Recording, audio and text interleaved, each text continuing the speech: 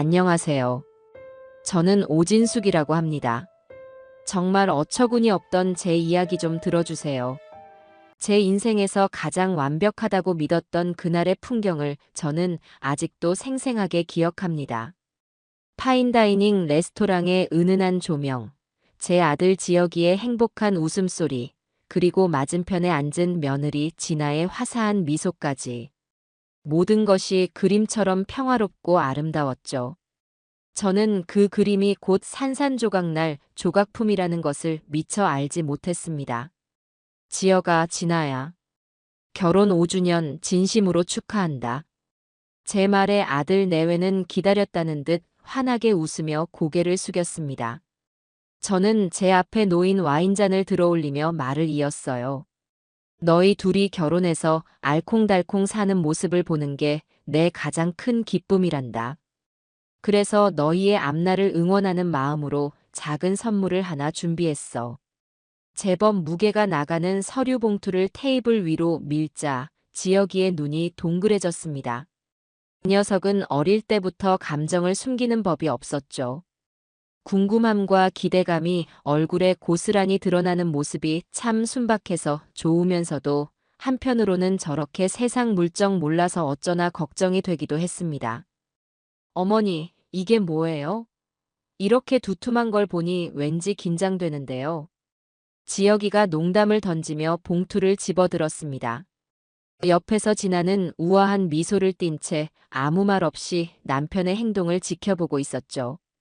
그 침묵이 오히려 더 많은 것을 기대하고 있다는 아우성처럼 느껴진 건 왜였을까요? 봉투를 열어본 지혁이의 표정은 그야말로 충격 그 자체였습니다. 입을 살짝 벌린 채 눈만 몇 번이고 깜빡이며 서류와 제 얼굴을 번갈아 쳐다보더군요. 어머니, 이게 정말이에요? 강남에 있는 그 빌딩 이걸 저희한테 주신다고요? 목소리가 가늘게 떨리고 있었습니다. 520억. 제 평생의 노력이 깃든 자산 중 하나이자 알짜배기 수입을 안겨주는 효자 같은 건물이었죠.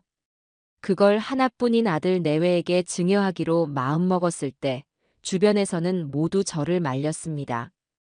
아직 젊은 애들한테 너무 큰 재산을 안겨주면 독이 될 수 있다고요. 하지만 저는 제 자식을 믿었고 며느리 또한 변호사 집안의 딸로 교양 있고 현명해 보였기에 괜찮을 거라 생각했습니다. 자식의 미래를 단단하게 만들어주는 것, 그게 부모의 마지막 역할 아니겠어요. 그래. 이제 너희도 어엿한 가정을 이뤘으니 경제적으로도 더는 걱정 없이 단단한 기반 위에서 살았으면 하는 게 내 바람이다. 어머니, 이걸 저희가 어떻게 받아요? 너무 과분한 선물이에요. 어머니, 정말 감사합니다. 정말. 지혁이는 끝내 눈시울을 붉히며 말을 잇지 못했습니다. 그 모습을 보니 제 마음도 뭉클해졌어요. 제 진심이 아이에게 온전히 전해진 것 같아 뿌듯했죠. 그때 조용히 있던 며느리 진아가 손수건으로 눈가를 살며시 찍어내며 입을 열었습니다. 어머님, 정말 감사합니다. 어머님의 이 깊고 넓으신 뜻, 평생 가슴에 새기고 지혁 씨랑 더 행복하게, 더 열심히 살겠습니다. 정말 꿈만 같아요. 진아의 눈물은 참 예뻤습니다. 너무 과하지도 부족하지도 않게 딱 감동한 며느리의 모습을 연출하기에 적절한 타이밍에 흘러내렸죠. 그런데 이상하게도 그 눈물이 제 마음에는 조금도 와닿지 않았습니다. 오히려 잘 짜인 연극의 한 장면처럼 어딘지 모르게 계산된 느낌을 지울 수가 없었어요. 기쁨의 눈물이라기엔 너무나 침착하고 아름다웠기 때문일까요? 저는 애써 그 위화감을 지우며 진아의 손을 잡아주었습니다. 그래, 너희만 행복하면 나는 더 바랄 게 없다. 그렇게 제 인생 가장 완벽했던 날의 식사는 화기애애하게 마무리되는 듯 했습니다. 디저트로 나온 케이크를 앞에 두고 앞으로의 계획에 대해 이야기꽃을 피우기 시작했을 때였죠. 제가 무심코 한마디를 던졌습니다. 그 건물에 오래된 가게들이 좀 있단다. 특히 1층 코너에 있는 떡집은 내가 사업을 처음 시작할 때부터 인연을 맺어온 아주 고마운 곳이야. 사장님 내외도 참 좋으신 분들이니 너희가 주인이 되더라도 잘 챙겨드리렴. 그건 단순한 부탁이 아니었습니다. 재산을 물려주면서 그 안에 깃든 저의 역사와 철학까지 함께 이해해 주길 바라는 마음이었죠. 돈의 액수보다 그 돈을 쌓아 올리기까지 함께했던 사람들과의 인연이 더 소중하다는 것을 제 아들만큼은 알아주길 바랐습니다. 지혁이는 당연하다는 듯 고개를 끄덕였어요. 그럼요, 어머니. 어머니와 인연이 깊은 곳이라면 저희가 더 잘 챙겨야죠. 걱정 마세요. 문제는 며느리 진아의 반응이었습니다. 그녀는 잠시 포크질을 멈추고 저를 똑바로 쳐다보며 말하더군요. 그 목소리는 방금 전까지 눈물을 글썽이던 사람이라고는 믿기 어려울 만큼 차분하고 단호했습니다. 네, 어머님. 마음은 정말 감사해요. 그런데 어머님, 이제 그 빌딩은 저희 소유가 된 거잖아요. 그렇다면 앞으로의 운영이나 관리는 저희가 알아서 하는 게 맞다고 생각해요. 순간 레스토랑의 모든 소음이 멎는 듯 했습니다.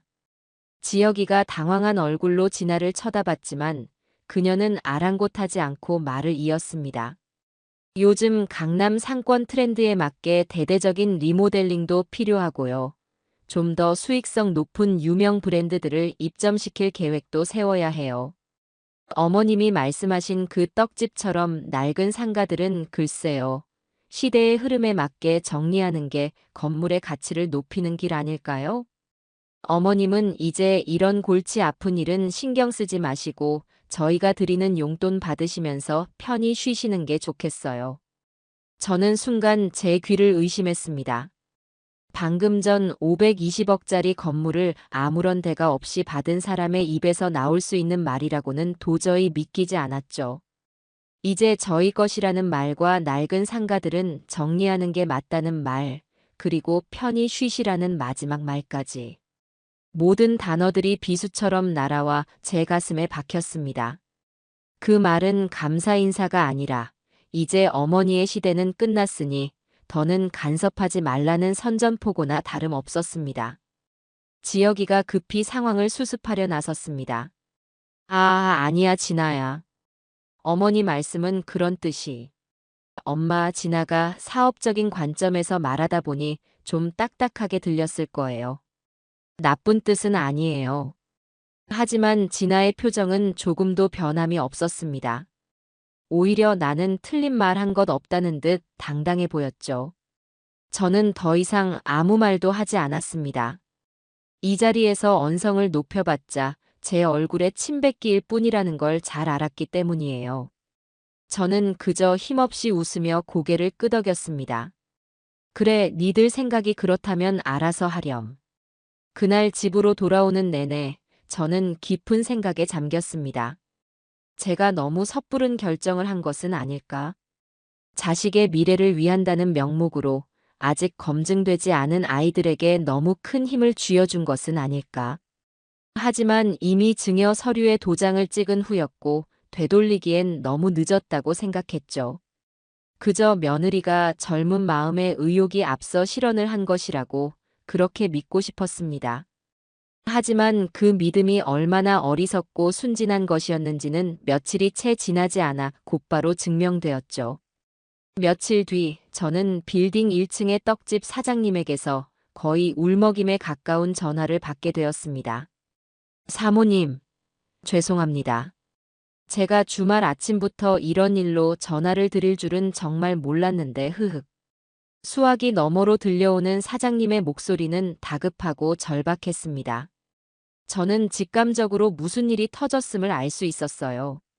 사장님, 무슨 일이에요? 진정하고 천천히 말씀해 보세요. 새로운 주인이라면서 어떤 젊은 여자가 사람들을 데리고 왔습니다.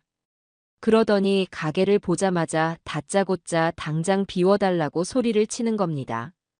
건물을 전부 리모델링할 거라면서 이런 낡고 지저분한 떡집은 자기 건물에 들릴 수 없다고. 저는 숨을 쉴 수가 없었습니다. 불과 며칠 전 식사 자리에서 제가 신신당부했던 바로 그 떡집이었습니다. 보상금 몇 푼 쥐어줄 테니 좋은 말 할 때 나가라고 하는데 사모님, 저희가 이 자리에서 장사한 게 벌써 30년입니다. 여기가 저희 인생이고 전부인데 하루아침에 길바닥에 나앉게 생겼습니다. 사모님, 제발 저희 좀 살려주세요. 사장님의 애원은 칼날이 되어 제 심장을 후벼 팠습니다. 분노와 배신감으로 온몸이 떨려왔어요. 저는 당장 며느리에게 전화를 걸었습니다.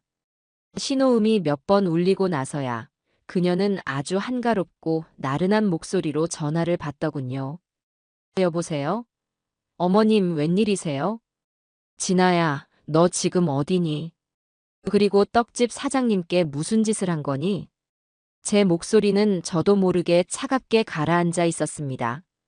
하지만 며느리는 조금도 당황한 기색이 없었어요. 오히려 뭐가 문제냐는 듯이 아주 명랑하게 대답했습니다. 아, 그 가게 말씀이세요? 어머님도 참 그런 사소한 일까지 신경 쓰세요? 제가 알아서 다 처리하고 있는데. 사소한 일? 사람의 인생이 걸린 일이 너한테는 사소한 일이니? 내가 분명히 그 떡집은 잘 챙겨달라고 부탁했을 텐데. 제 질책에 진아가 잠시 말이 없었습니다. 그러더니 이내 수화기 너머로 그녀의 차가운 웃음소리가 들려왔어요. 어머님, 그건 부탁이 아니라 간섭이죠. 그리고 제가 식사 때 분명히 말씀드리지 않았나요? 그 건물, 이제 제 건물이라고요. 제 재산을 제가 어떻게 관리하든 그건 제 마음 아닌가요? 어머님은 이제 그런 피곤한 일 신경 끄시고 편하게 쉬세요. 그 말을 듣는 순간 제 머릿속에서 무언가 툭 하고 끊어지는 소리가 났습니다. 그래, 네 말이 맞다. 이제 네 건물이니 네 마음대로 할 수 있겠지. 하지만 만약 그 건물이 처음부터 네 것이 아니게 된다면 이야기는 어떻게 달라질까? 제 평생을 바쳐 이룬 재산이었습니다. 그걸 지키기 위해서라면 저는 그 어떤 일도 할 수 있는 사람이었죠. 제 아들과 며느리는 아마 저를 너무나도 모르고 있었던 모양입니다. 저는 조용히 전화를 끊고 곧바로 제 개인 변호사에게 전화를 걸었습니다. 제 인생의 가장 완벽했던 날은 이렇게 가장 끔찍한 전쟁의 서막을 올리며 막을 내리고 있었습니다. 그 사건 이후 저는 한동안 아들 내외와 거리를 두었습니다. 마음을 진정시킬 시간도 필요했고 앞으로 어떻게 이 문제를 풀어가야 할지 신중하게 생각해야 했기 때문이죠. 하지만 제 침묵을 아들 내외는 다른 의미로 해석했던 모양입니다. 제가 모든 것을 포기하고 자신들의 뜻을 받아들였다고 착각한 것이죠. 그 착각은 며느리 진아를 더욱더 대담하고 무례하게 만들었습니다. 얼마 지나지 않아 제 생일이 다가왔습니다. 솔직히 아무도 만나고 싶지 않았지만 하나뿐인 아들의 연락을 매정하게 거절할 수는 없었어요. 지혁이는 며느리와 함께 저녁 식사를 대접하고 싶다고 했고 저는 마지못해 승낙했습니다. 어쩌면 이번 기회에 며느리가 자신의 잘못을 뉘우치고 사과할지도 모른다는 한 가닥 희망을 품었던 것도 같습니다. 참으로 어리석은 희망이었죠. 약속 장소에 도착하니 아들 내외가 먼저 와서 저를 기다리고 있었습니다. 진아는 마치 아무 일도 없었다는 듯이 세상에서 가장 살가운 며느리의 얼굴을 하고 저를 맞이했어요. 어머님, 생신 진심으로 축하드려요. 이거 저희가 준비한 선물이에요. 그녀가 내민 것은 누가 봐도 값비싸 보이는 명품 브랜드의 스카프였습니다. 하지만 그 선물에서 어떤 진심도 느껴지지 않았어요. 그저 자신들의 무례를 덮기 위한 형식적인 뇌물처럼 보일 뿐이었죠. 저는 억지로 미소를 지으며 선물을 받았습니다. 고맙다. 너희가 와준 것만으로도 좋은 선물인데. 식사가 시작되고 처음에는 그럭저럭 평범한 대화가 오갔습니다. 지혁이는 제 건강을 물었고 저는 아들 회사는 잘 돌아가는지 안부를 물었죠. 문제는 와인을 한두 잔 마시며 분위기가 무르익었을 때 터져나왔습니다. 진아가 아주 자연스럽다는 듯이 마치 제게 큰 은혜라도 베푸는 것처럼 입을 열었어요. 어머님, 저희가 가만히 생각해 봤는데요. 어머님도 이제 연세가 있으시잖아요. 언제까지 혼자서 그 많은 재산을 다 관리하실 수는 없을 거예요. 저는 순간 제가 잘못 들었나 싶어 진아를 쳐다봤습니다. 하지만 그녀는 너무나도 진지한 얼굴로 말을 잇고 있었어요. 그러니 이번에 저희한테 주신 강남 빌딩처럼 다른 재산들도 미리미리 정리해서 저희한테 맡기시는 게 좋지 않겠어요? 저희가 젊은 감각으로 더 체계적이고 효율적으로 관리해 드릴 수 있어요. 다 어머님 편하시라고 드리는 말씀이에요. 저는 기가 막혀서 말이 나오지 않았습니다. 제 생일날, 제 면전에서 이제 늙었으니 재산을 모두 내놓으라고 말하는 며느리라니. 세상에 이런 경우가 또 있을까요? 제 손에 들려있던 포크가 접시에 부딪히며 날카로운 소리를 냈습니다. 진아야, 지금 그게 무슨 말이니? 제 목소리에 담긴 분노를 느꼈는지 지혁이가 황급히 진아의 팔을 툭 치며 눈치를 주었습니다. 하지만 진아는 아랑곳하지 않았어요. 오히려 뭐가 문제냐는 듯 어깨를 으쓱하며 말하더군요. 왜요, 어머님? 제 말이 틀렸나요? 자식한테 재산 물려주는 건 당연한 순리잖아요. 그걸 좀 앞당기자는 것뿐인데. 어차피 저희가 다 관리하게 될 거 하루라도 빨리 넘겨주시는 게 어머님도 편하고 저희도 좋은 거 아니겠어요? 그때 제 아들이라는 작자가 기어이 제 가슴에 대못을 박는 한마디를 내뱉었습니다. 엄마, 진아 말이 아주 틀린 말은 아니잖아요. 우리 생각해서 엄마 편하시라고 하는 말인데 너무 날카롭게 받아들이지 마세요. 진아가 이런 쪽으로 똑똑하니까 우리 재산도 더 불려줄 수 있을 거예요. 저는 그 순간 깨달았습니다. 아, 내 아들은 이미 저 여자의 손아귀에 완전히 넘어가 있구나. 저 아이는 더 이상 내 아들이 아니라 장진아의 남편, 그 이상도 이하도 아니구나. 아들의 어리석음과 며느리의 탐욕에 대한 실망감이 파도처럼 밀려와 저를 덮쳤습니다. 더 이상 이 자리에서 말을 섞는 것은 무의미했습니다. 저는 자리에서 조용히 일어났습니다. 지혁이가 당황하며 저를 불렀지만 저는 뒤도 돌아보지 않았어요. 너희가 주는 생일 선물 아주 잘 받았다. 평생 잊지 못할 게다. 그 한마디를 남기고 레스토랑을 나왔습니다. 차가운 밤 공기가 제 뺨을 스쳤지만 제 마음속에서 타오르는 불길을 식히기에는 역부족이었죠. 집으로 돌아온 저는 뜬 눈으로 밤을 지새웠습니다. 그리고 결심했습니다. 이대로 당하고만 있을 수는 없다고요. 다음 날 아침, 저는 평생 제 곁에서 저를 묵묵히 도와준 최 비서를 집으로 불렀습니다. 최 비서는 제 사업 초기부터 함께 해온 저에게는 가족이나 다름없는 사람이었죠. 최 비서, 부탁할 게 있네. 최 비서는 제 굳은 표정을 보고는 말없이 고개만 끄덕였습니다. 제가 어떤 말을 할지 이미 짐작하고 있다는 듯한 눈치였어요. 내 며느리 장진아라는 아이에 대해 좀 알아봐 주게. 그 아이의 과거, 집안 사정, 주변 관계까지. 알아낼 수 있는 건 전부 다 아주 샅샅이. 회장님, 그 아이는 보통 내기가 아니야. 내 아들을 등에 업고 우리 집안을 통째로 삼키려는 뱀 같은 아이야. 그 뱀의 독이빨을 뽑아버리려면 먼저 그 뱀이 어디서 왔고 무엇으로 만들어졌는지부터 알아야 하지 않겠나. 제 말에 최 비서는 더 이상 아무것도 묻지 않고 굳은 표정으로 대답했습니다. 알겠습니다, 회장님. 제 모든 힘을 다해서 알아보겠습니다. 최 비서가 돌아가고 저는 홀로 서재에 앉아 창밖을 바라보았습니다. 이제 주사위는 던져졌습니다.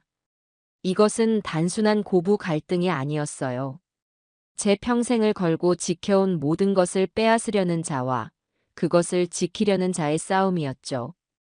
그리고 저는 이 싸움에서 절대로 질 생각이 없었습니다. 며느리에게는 미안한 말이지만 그녀는 상대를 한참 잘못 골라도 너무 잘못 골랐습니다. 제가 어떤 사람인지 이제부터 뼈저리게 느끼게 해줄 생각이었으니까요. 최 비서가 며느리의 뒷조사를 시작하고 얼마 지나지 않아 저는 또 한 번 기가 막힌 소식을 접하게 되었습니다. 이번에도 역시 빌딩의 임차인을 통해서였죠. 이번에는 2층에서 작은 출판사를 운영하는 박 사장이었습니다. 그는 저와는 막역한 사이로 오랫동안 제 건물을 지켜온 터줏대감 같은 사람이었죠. 회장님, 혹시 아십니까? 건물 이름이 바뀐다는 소문이 파다합니다. 건물 이름이요? 그게 무슨 소리예요? 새로운 사모님이 자기 이름을 따서 진아 타워로 바꾼다고 공공연하게 이야기하고 다닙니다. 벌써 간판 디자인 업체까지 불러서 견적을 받아갔다더군요. 저는 순간 망치로 머리를 한 대 맞은 듯한 충격을 받았습니다. 저와 상의는커녕 귀띔조차 없이 건물 이름을 바꾸려 하다니요. 그 건물은 제 아버지의 함자에서 한 글자를 따서 지은 저에게는 아주 의미가 깊은 곳이었습니다. 저의 역사가 담긴 그곳을 고작 몇 푼짜리 명품처럼 자신의 이름으로 치장하려 한다는 사실에 참을 수 없는 모멸감이 느껴졌습니다. 그뿐만이 아닙니다, 회장님. 저처럼 오래된 가게들은 전부 내보내고 1층부터 명품 샵이랑 고급 레스토랑을 들릴 거라고 합니다. 자기가 이 건물을 강남의 새로운 랜드마크로 만들겠다면서요. 박 사장의 말은 제 분노에 기름을 붓는 격이었습니다. 인연과 역사를 소중히 여기는 저의 철학을 며느리는 돈벌이만 밝히는 낡은 생각으로 치부하고 있었던 겁니다. 저는 더는 참을 수가 없었어요. 당장 아들 부부를 집으로 호출했습니다. 얼마 후 두 사람이 태연한 얼굴로 제 앞에 나타났습니다. 진아는 마치 자기가 뭘 잘못했냐는 듯 뻔뻔한 표정이었고 아들은 그저 어쩔 줄 몰라 하며 제 눈치만 살피고 있었죠. 진아야. 건물 이름 바꾸고 기존 임차인들 전부 내보내려 한다는 게 사실이니? 제가 단도직입적으로 묻자 진아는 조금도 망설이지 않고 대답했습니다. 네, 맞아요. 어머님. 어떻게 아셨어요? 마침 어머님께도 곧 말씀드리려고 했어요. 깜짝 놀라게 해드리려고 했는데. 깜짝 놀라게 해주려고 했다는 그 말에 헛웃음이 나왔습니다. 그래, 아주 깜짝 놀랐다. 나한테는 한마디 상의도 없이 내 평생이 담긴 건물을 네 이름으로 바꾸려 했다는 사실에 아주 놀랐어. 제 목소리가 싸늘하게 가라앉자 진아의 표정도 굳어지기 시작했습니다. 어머님, 또 그 말씀이시네요. 그 건물은 이제 제 거라고 몇 번을 말씀드려요. 제 건물 이름 제가 바꾸겠다는데 어머님 허락까지 받아야 하나요? 그리고 낡은 가게들 정리하고 더 좋은 브랜드 입점시켜서 건물 가치 높이겠다는 게 뭐가 잘못됐어요? 뭐가 잘못됐냐고? 그 안에서 평생을 바쳐 장사해온 사람들의 인생은 생각도 안 해봤니? 돈이 전부가 아니야. 세상에는 돈보다 중요한 가치도 있는 거란다. 제 가르침에 진아는 코웃음을 쳤습니다. 어머님이야말로 구시대적인 생각이시네요. 요즘 세상에 누가 그런 걸 따져요? 자본주의 사회에서 자기 재산으로 최대의 이익을 추구하는 건 당연한 권리예요. 어머님처럼 인정에 얽매여서 돈 되는 기회 다 놓치니까 평생 그 자리인 거예요. 뭐? 평생 그 자리? 네. 어머님이 조금만 더 똑똑하게 투자하셨으면 지금보다 훨씬 더 큰 부자가 되셨을걸요. 하지만 이제 괜찮아요. 제가 있잖아요. 제가 어머님 재산 지금의 2배, 3배로 불려드릴게요. 그러니까 어머님은 이제 아무것도 하지 마시고 가만히 계세요. 괜히 나서서 일만 그르치지 마시고요. 그때였습니다. 며느리 진아가 제 인생을 통째로 부정하는 마지막 말을 내뱉은 것이 솔직히 말해서 늙으면 판단력이 흐려진다는 말이 있잖아요. 요즘 어머님을 보고 있으면 딱 그 말이 생각나요. 그 말을 듣는 순간 제 머릿속에 이성의 끈이 완전히 끊어져 버렸습니다. 제 평생을 바쳐 이룬 모든 것이 저 어린아이에게 송두리째 부정당하는 순간이었죠. 저는 자리에서 벌떡 일어나 진아의 뺨을 향해 손을 올렸습니다. 하지만 제 손이 그녀에게 닿기 직전 아들 지혁이가 제 앞을 막아섰습니다. 엄마, 참으세요. 진아가 뭘 그렇게 잘못했다고 애한테 손까지 대려고 하세요.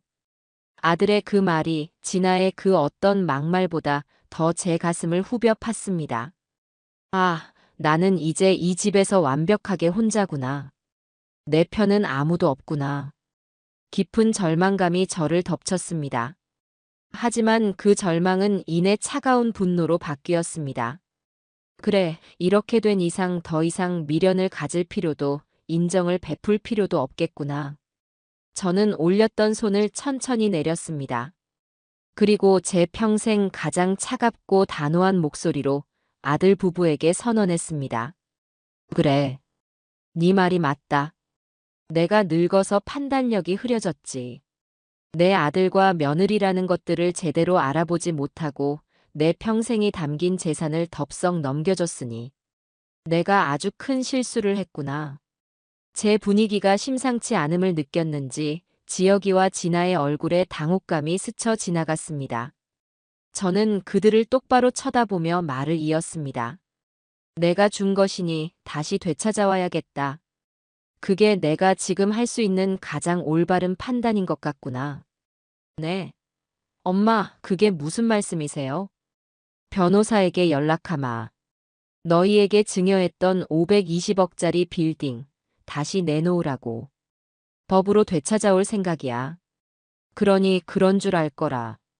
제 선언에 진아의 얼굴이 하얗게 질렸습니다. 그녀는 잠시 말을 잃고 저를 쳐다보더니 이내 믿을 수 없다는 듯이 비웃음을 터뜨렸습니다. 어머님, 지금 농담하시는 거죠? 세상에 어느 부모가 자식한테 줬던 걸 다시 뺏어가요? 그런 법은 세상에 없어요. 저는 그런 진아를 향해 아주 희미하게 웃어주었습니다. 그런 법이 있는지 없는지는 이제부터 법정에서 가려보면 알게 되겠지. 그리고 한 가지 가르쳐 주마. 나는 세상의 평범한 부모가 아니란다. 내 것을 지키기 위해서라면 악마가 되는 것도 서슴지 않는 사람이야. 너희는 돌아올 수 없는 강을 건넜다. 저는 그 말을 마지막으로 두 사람에게 등을 돌렸습니다. 이제 길고 긴 싸움이 시작될 것이었습니다. 하지만 저는 조금도 두렵지 않았어요. 오히려 제 안에 잠들어 있던 투지가 오랜만에 깨어나는 기분이었습니다. 제 인생의 운전대를 다른 사람에게 넘겨줄 생각은 추호도 없었으니까요.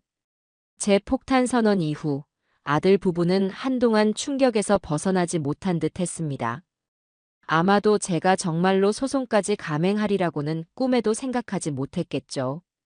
그들은 저를 그저 늙고 힘없는 자식 이기는 부모 없다는 옛말에 갇힌 평범한 어머니로만 생각했던 겁니다.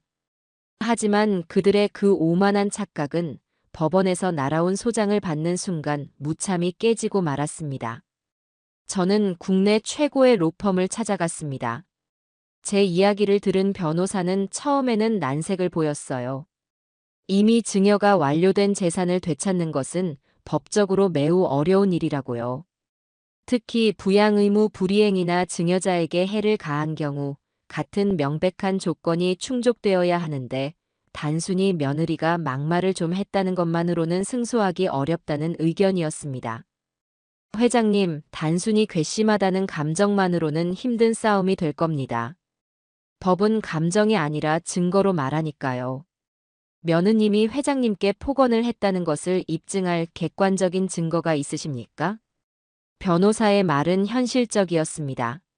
하지만 저는 포기하지 않았어요. 증거는 지금부터 만들면 되는 거 아니겠습니까? 그 아이는 분명히 다시 제게 연락해 올 겁니다. 그때를 놓치지 않을 겁니다. 제 예상은 정확히 맞아떨어졌습니다. 소장을 받은 그날 저녁 아들 부부는 불같이 화를 내며 집으로 쳐들어왔습니다. 저는 거실 소파에 태연하게 앉아 그들을 맞이했고 제 옆에는 최 비서가 조용히 서 있었죠. 물론 제 스마트폰의 녹음 기능은 이미 켜져 있었습니다. 어머니, 지금 제정신이세요? 어떻게 아들한테 소송을 걸 수가 있어요? 세상 사람들이 우리를 어떻게 보겠어요? 지혁이가 씩씩거리며 소리쳤습니다. 하지만 저는 아들이 아닌 그 뒤에 서 있는 며느리 진아를 똑바로 쳐다보며 말했어요. 내가 소송을 건 건 내 아들이 아니라 내 재산을 날로 삼키려는 너라는 아이에게다. 제 말에 진아는 어이가 없다는 듯이 웃음을 터뜨렸습니다.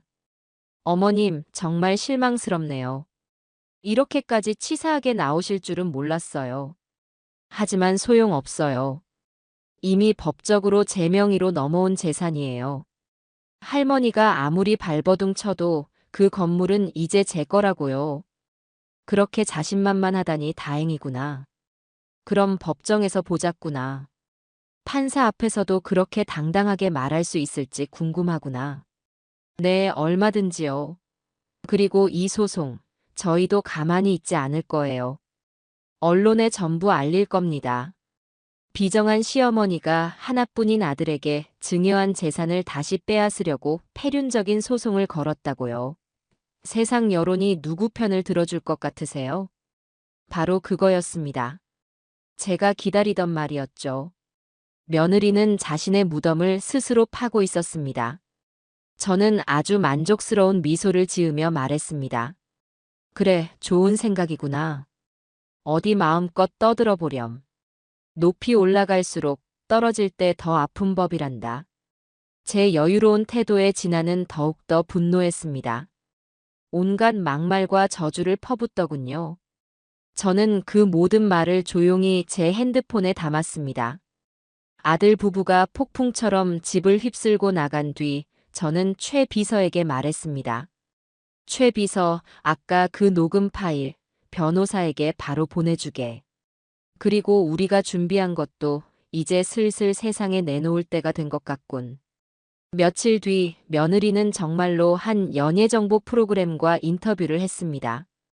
그녀는 카메라 앞에서 눈물을 흘리며 제가 얼마나 비정하고 탐욕스러운 시어머니인지를 열변을 토했죠. 저 때문에 아들과의 사이도 멀어졌고 정신적인 충격으로 고통받고 있다는 가증스러운 연기까지 펼쳤습니다. 방송이 나간 후 인터넷에는 저를 비난하는 댓글들이 순식간에 수천 개가 달렸습니다. 자식한테 준 걸 뺏는 악독한 시어머니라는 꼬리표가 저를 따라다녔죠. 하지만 저는 조금도 동요하지 않았습니다. 오히려 이 모든 상황을 즐기고 있었어요. 며느리가 여론을 이용해 스스로를 더 높은 곳으로 올려놓을수록 제가 터뜨릴 진실의 파급력은 더욱더 커질 테니까요. 그리고 첫 재판일이 다가오기 며칠 전 최 비서가 마침내 결정적인 물증을 가지고 저를 찾아왔습니다. 그가 내민 서류 뭉치와 USB에는 며느리 장진아의 추악한 진실이 고스란히 담겨 있었습니다.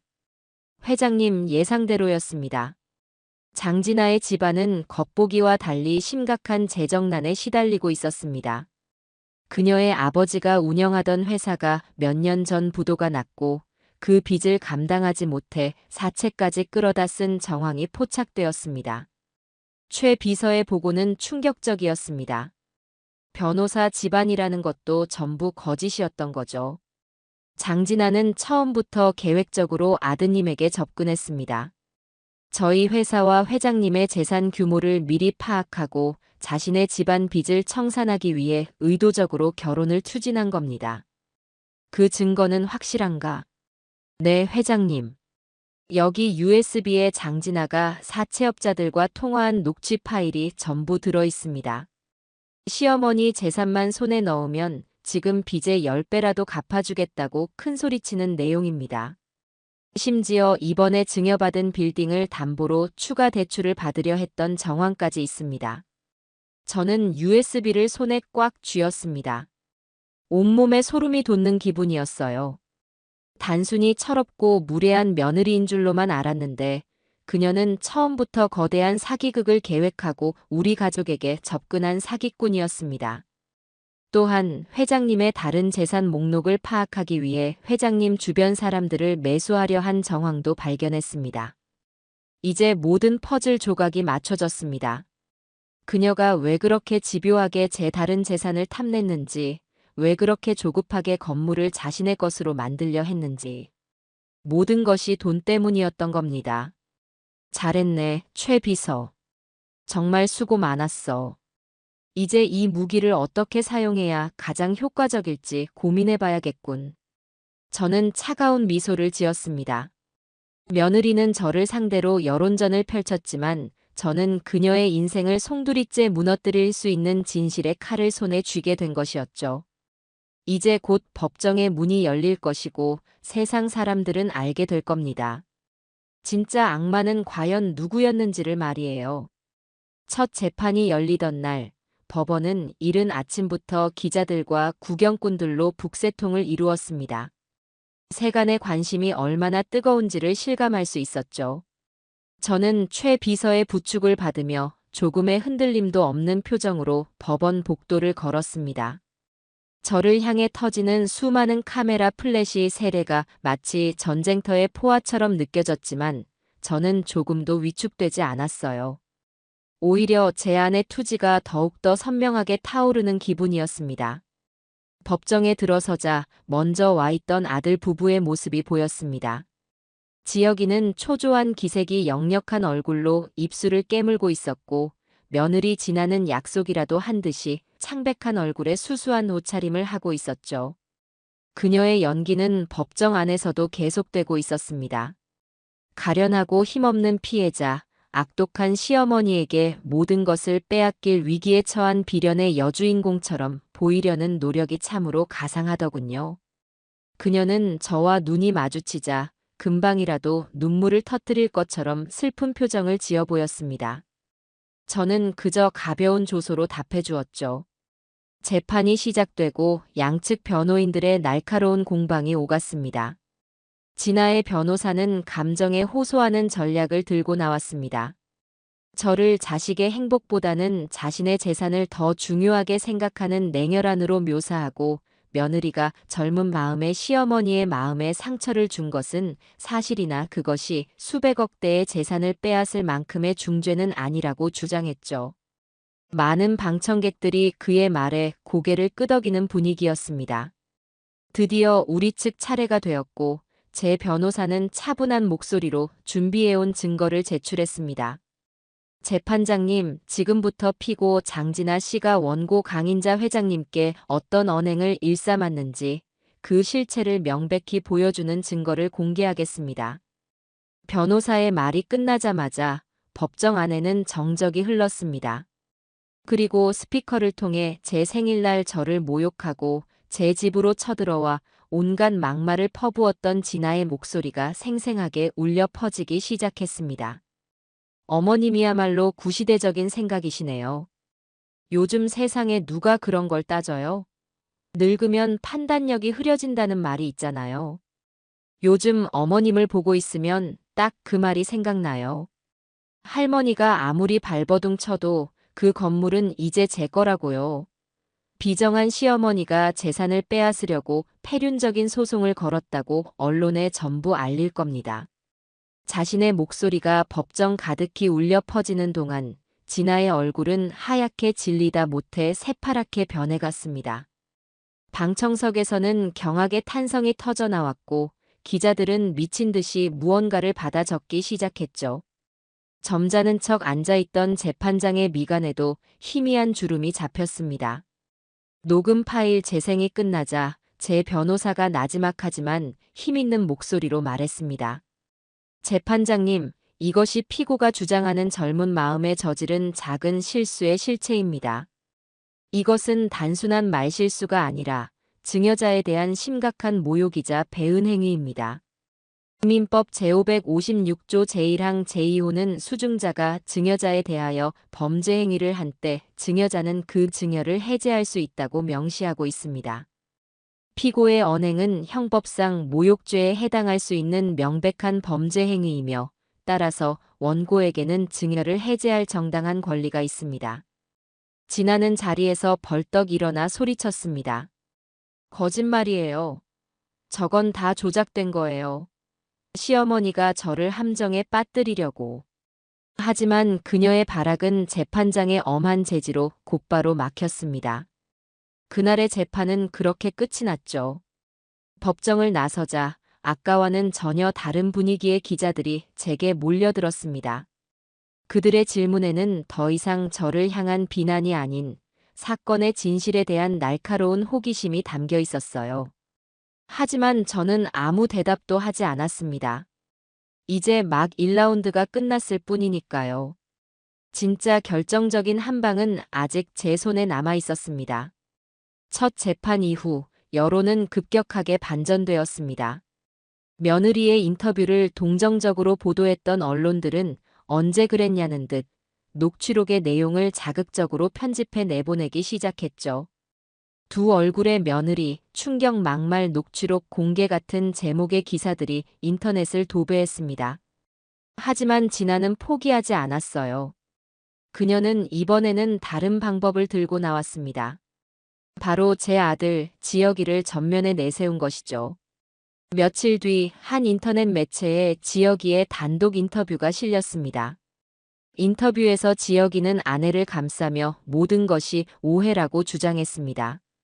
제 아내는 절대로 그런 사람이 아닙니다. 어머니와 아내 사이에 작은 갈등이 있었던 것은 사실이지만 그건 어느 가정에나 있을 수 있는 일입니다. 어머니께서 연로하셔서 오해가 깊어진 것뿐입니다. 저는 제 아내를 믿고 끝까지 함께할 겁니다. 아들의 인터뷰를 읽는 제 심정은 참으로 비참했습니다. 제 손으로 직접 녀석의 눈을 찔러 진실을 보게 만들어야 한다는 사실이 가슴 아팠죠. 하지만 썩은 가지는 잘라내야만 나무 전체가 살 수 있는 법입니다. 저는 더 이상 망설이지 않기로 했습니다. 저는 최 비서를 통해 지혁이에게만 따로 연락했습니다. 너와 나 단둘이서만 할 이야기가 있다. 이것이 너에게 주는 마지막 기회다. 라고요. 지혁이는 아마도 제가 마음이 약해져 합의를 제안하려는 줄 알았던 모양입니다. 며칠 뒤 녀석은 제가 약속 장소로 정한 한적한 찻집에 나타났습니다. 어머니, 할 얘기가 뭐예요? 진아한테 사과하고 소송 취하하시려는 거 아니면 저 그냥 돌아갈게요. 진아는 지금 몸도 마음도 너무 힘든 상태란 말이에요. 아들은 자리에 앉자마자 아내 걱정부터 늘어놓았습니다.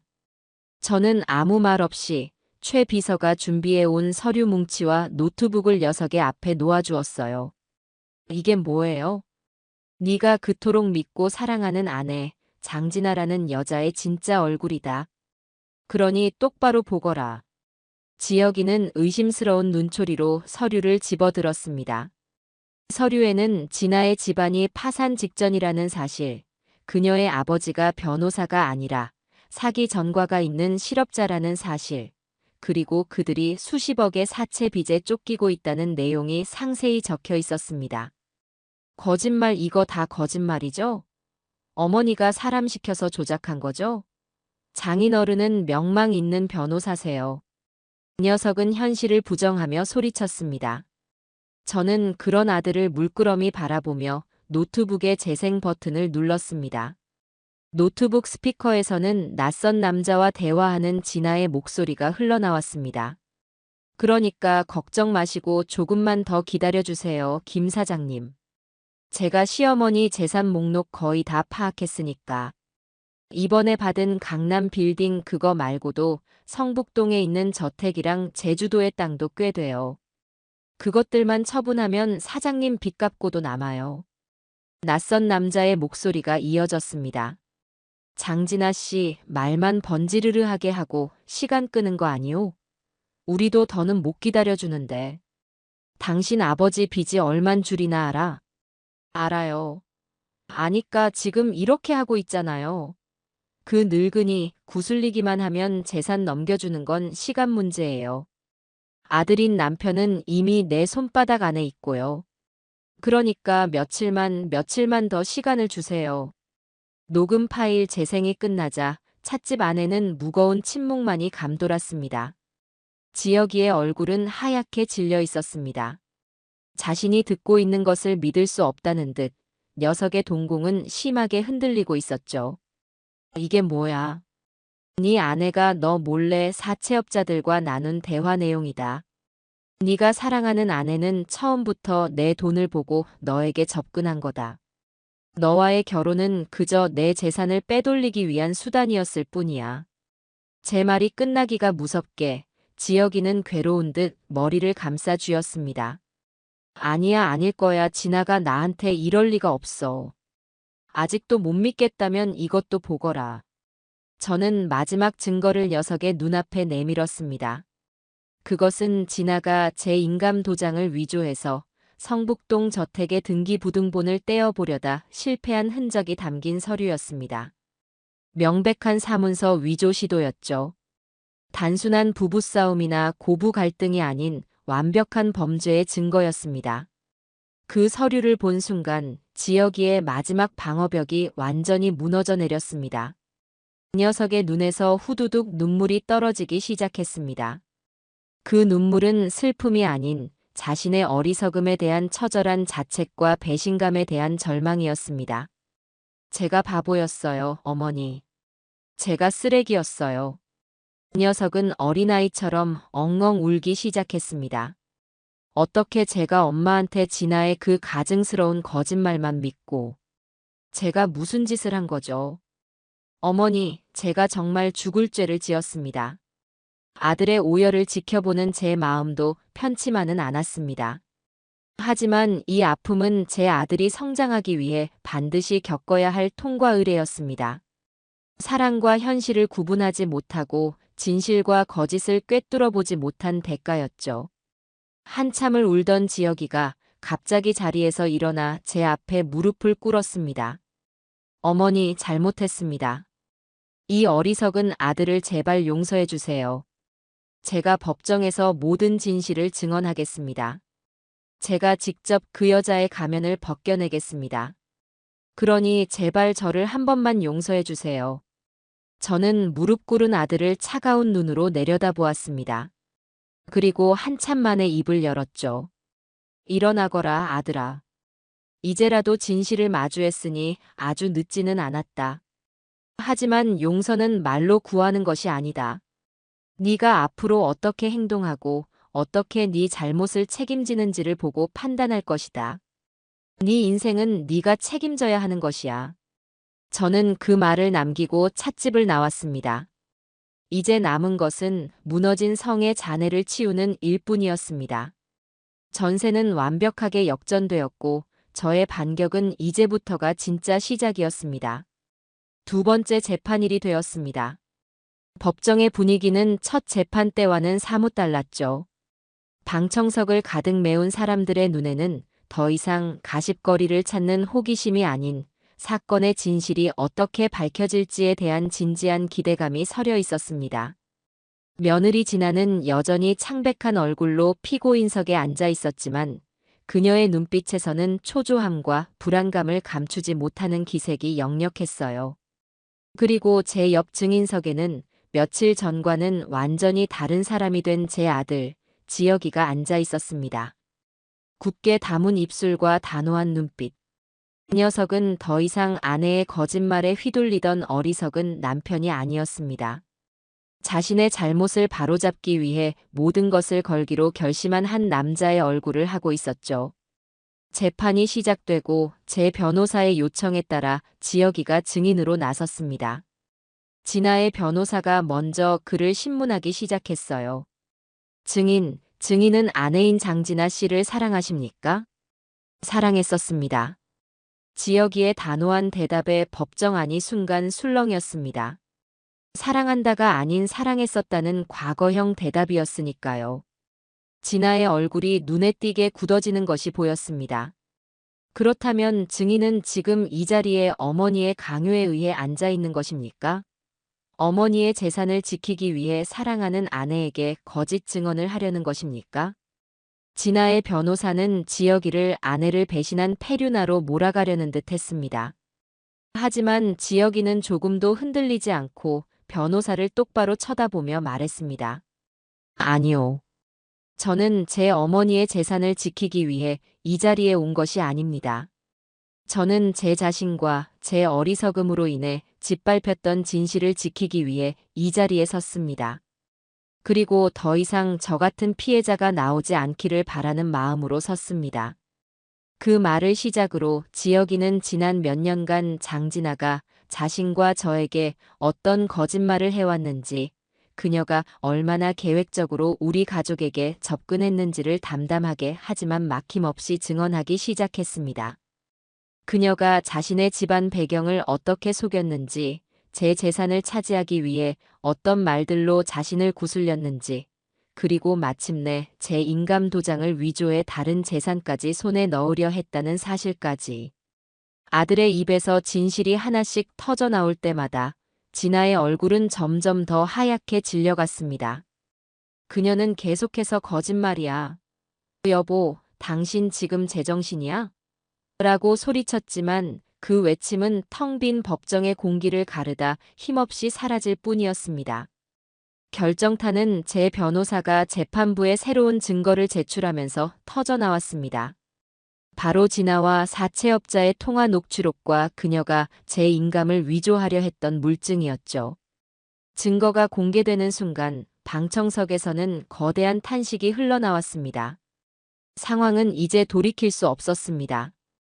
진아는 단순한 민사소송의 피고가 아니라 사기 및 사문서 위조 혐의를 받는 범죄 피의자가 될 위기에 처한 겁니다. 재판이 끝나고 저는 지친 몸을 이끌고 법정을 나섰습니다. 그 순간 누군가 제 앞을 가로막더군요. 하얗게 센 머리, 깊게 팬 주름, 그리고 절망으로 가득 찬 눈동자. 진아의 부모였습니다. 그들은 제 앞에 털썩 무릎을 꿇었습니다. 사부인 아니, 강 회장님. 저희가 죽을 죄를 지었습니다.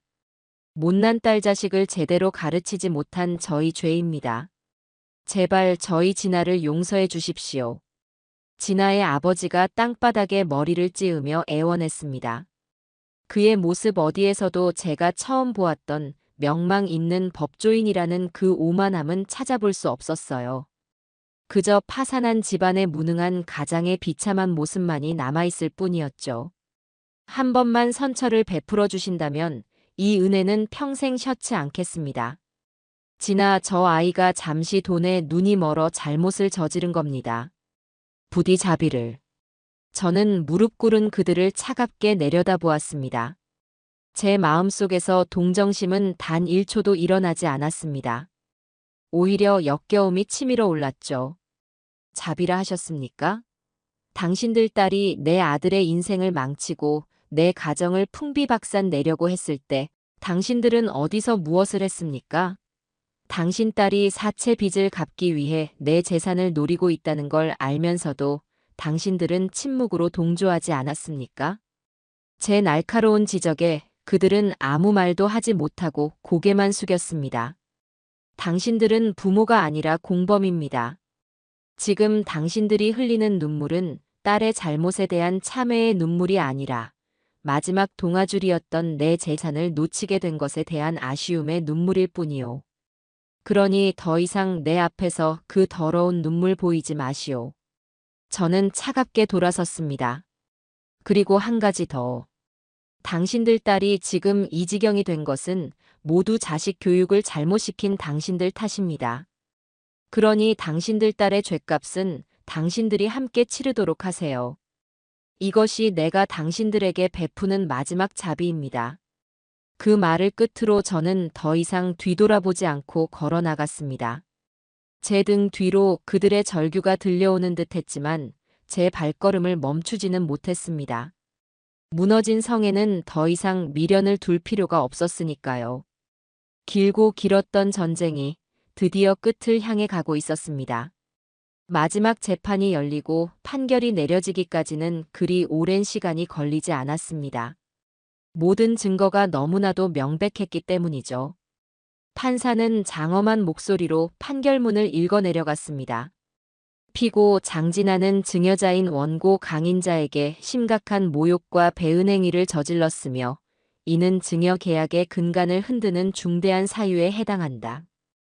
따라서 원고 강인자가 피고에게 증여한 강남구 소재의 빌딩에 대한 증여 계약을 해제하고 피고는 해당 부동산의 소유권을 즉시 원고에게 이전하라. 땅. 땅, 땅.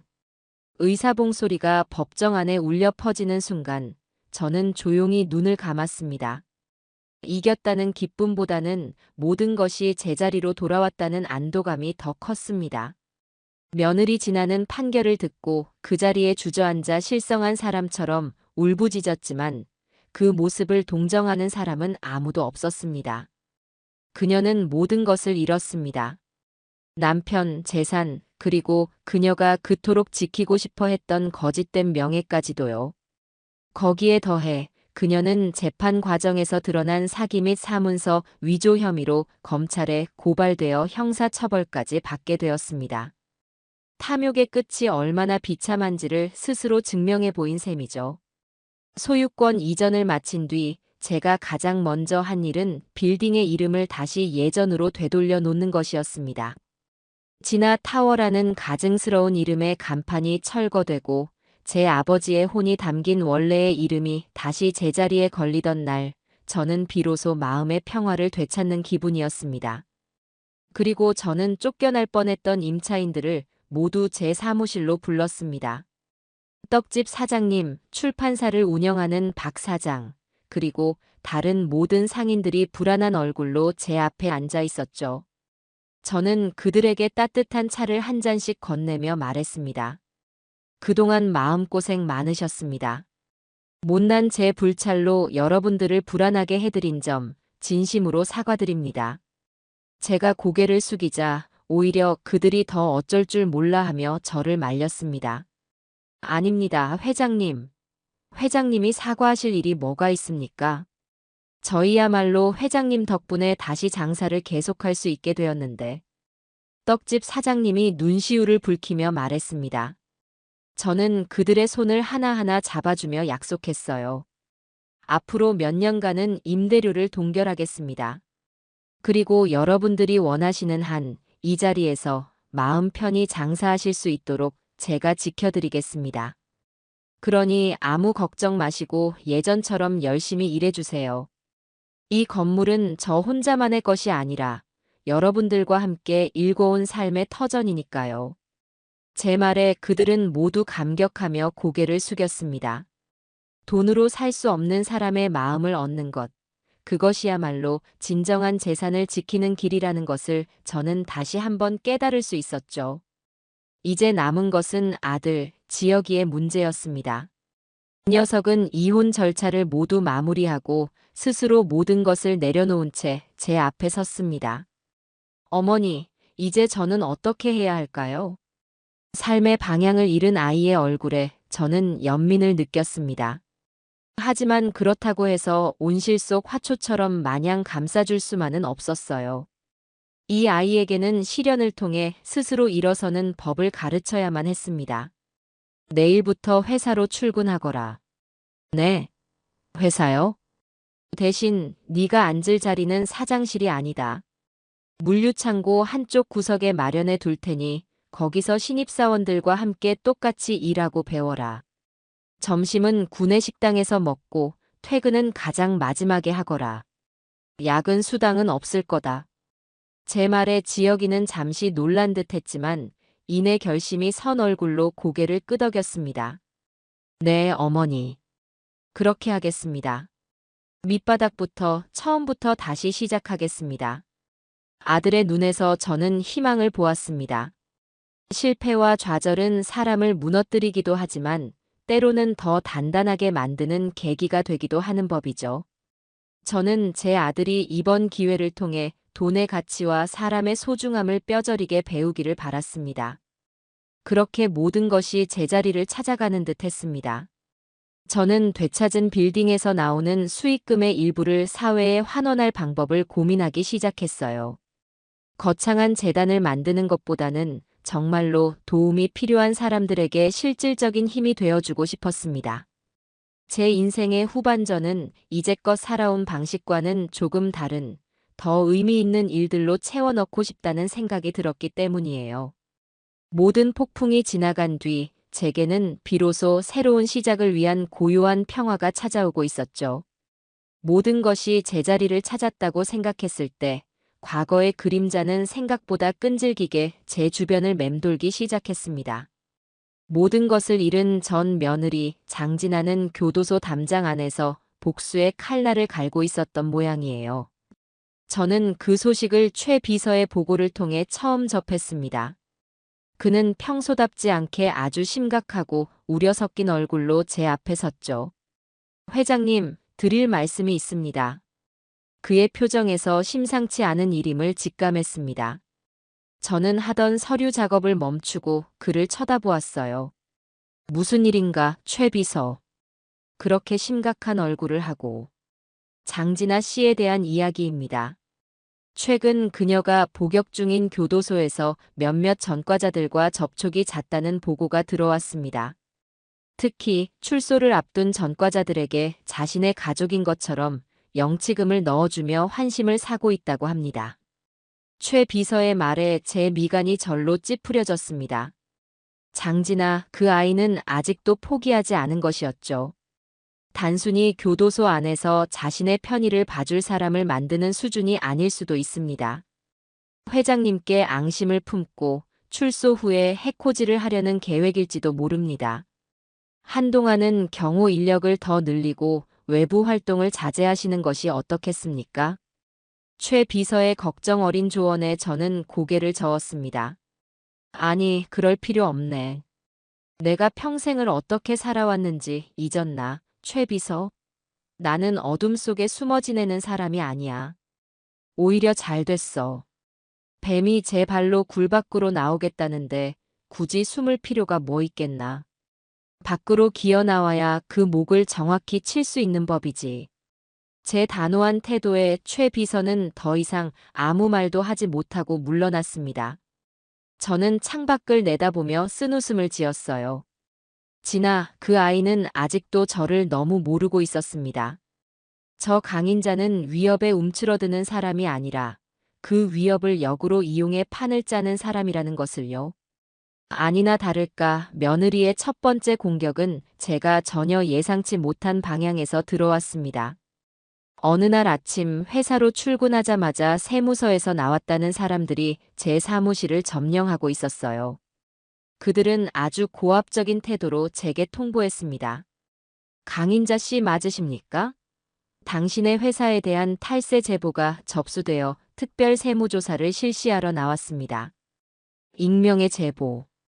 하지만 그 제보자가 누구인지는 묻지 않아도 뻔했죠.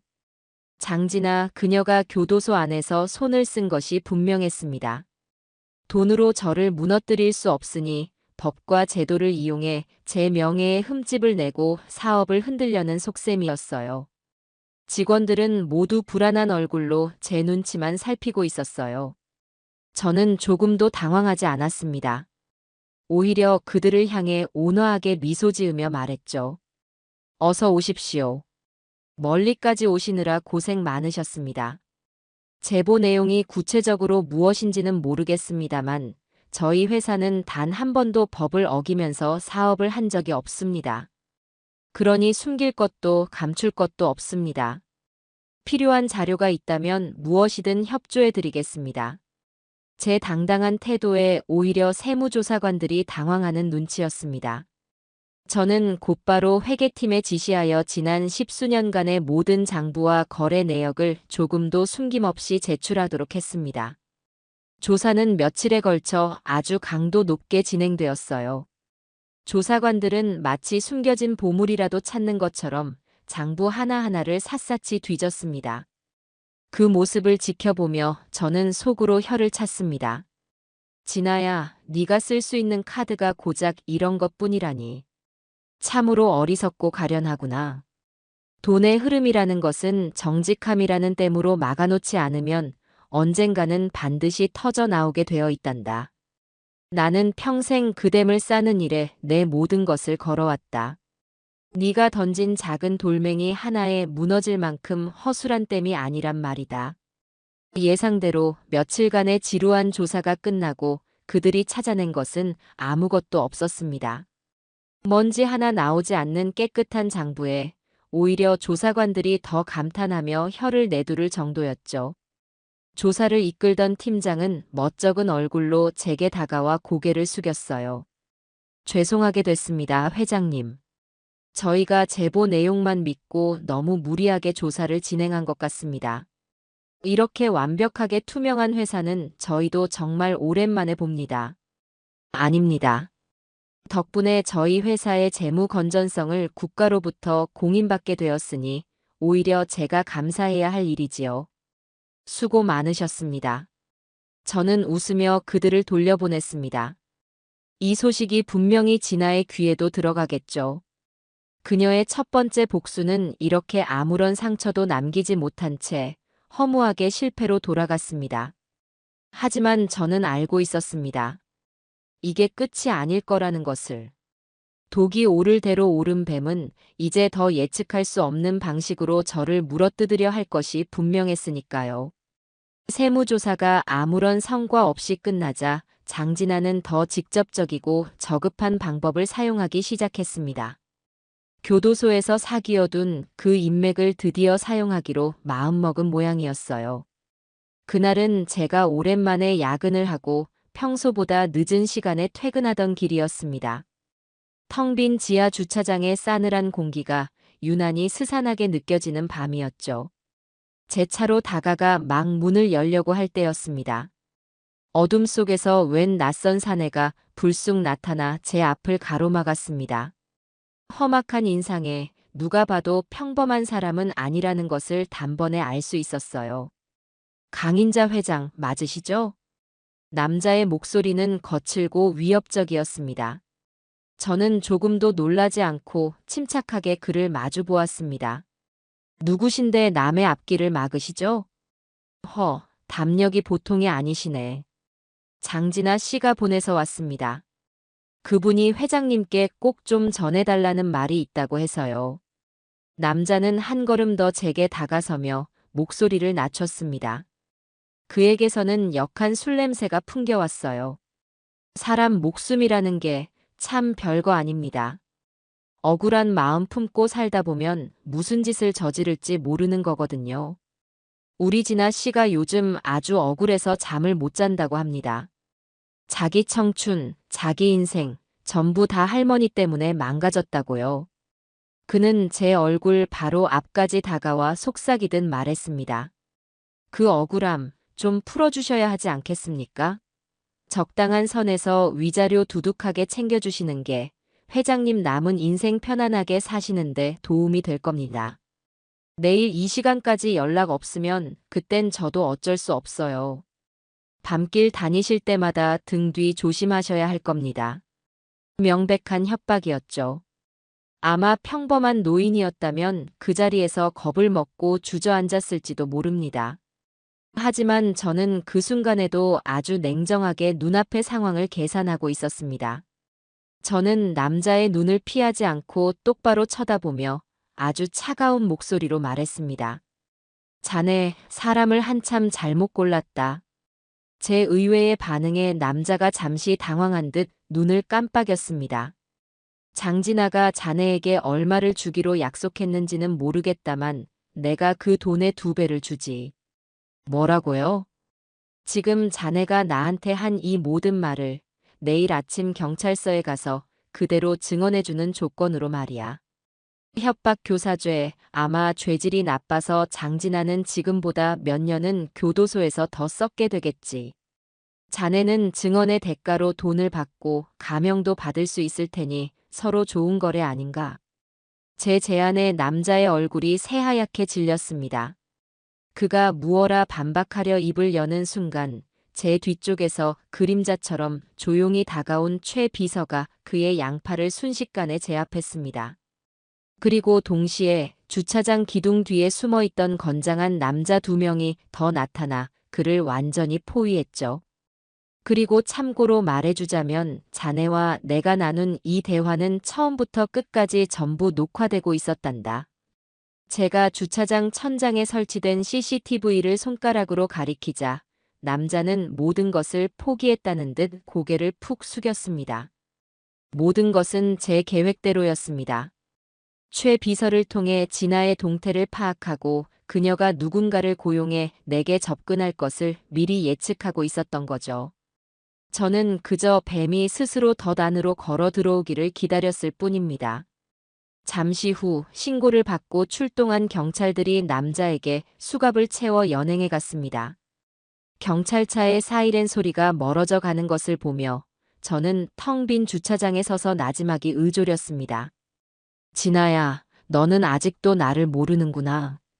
나는 위협에 굴복하는 사람이 아니라 그 위협을 밟고 더 높은 곳으로 올라서는 사람이란다.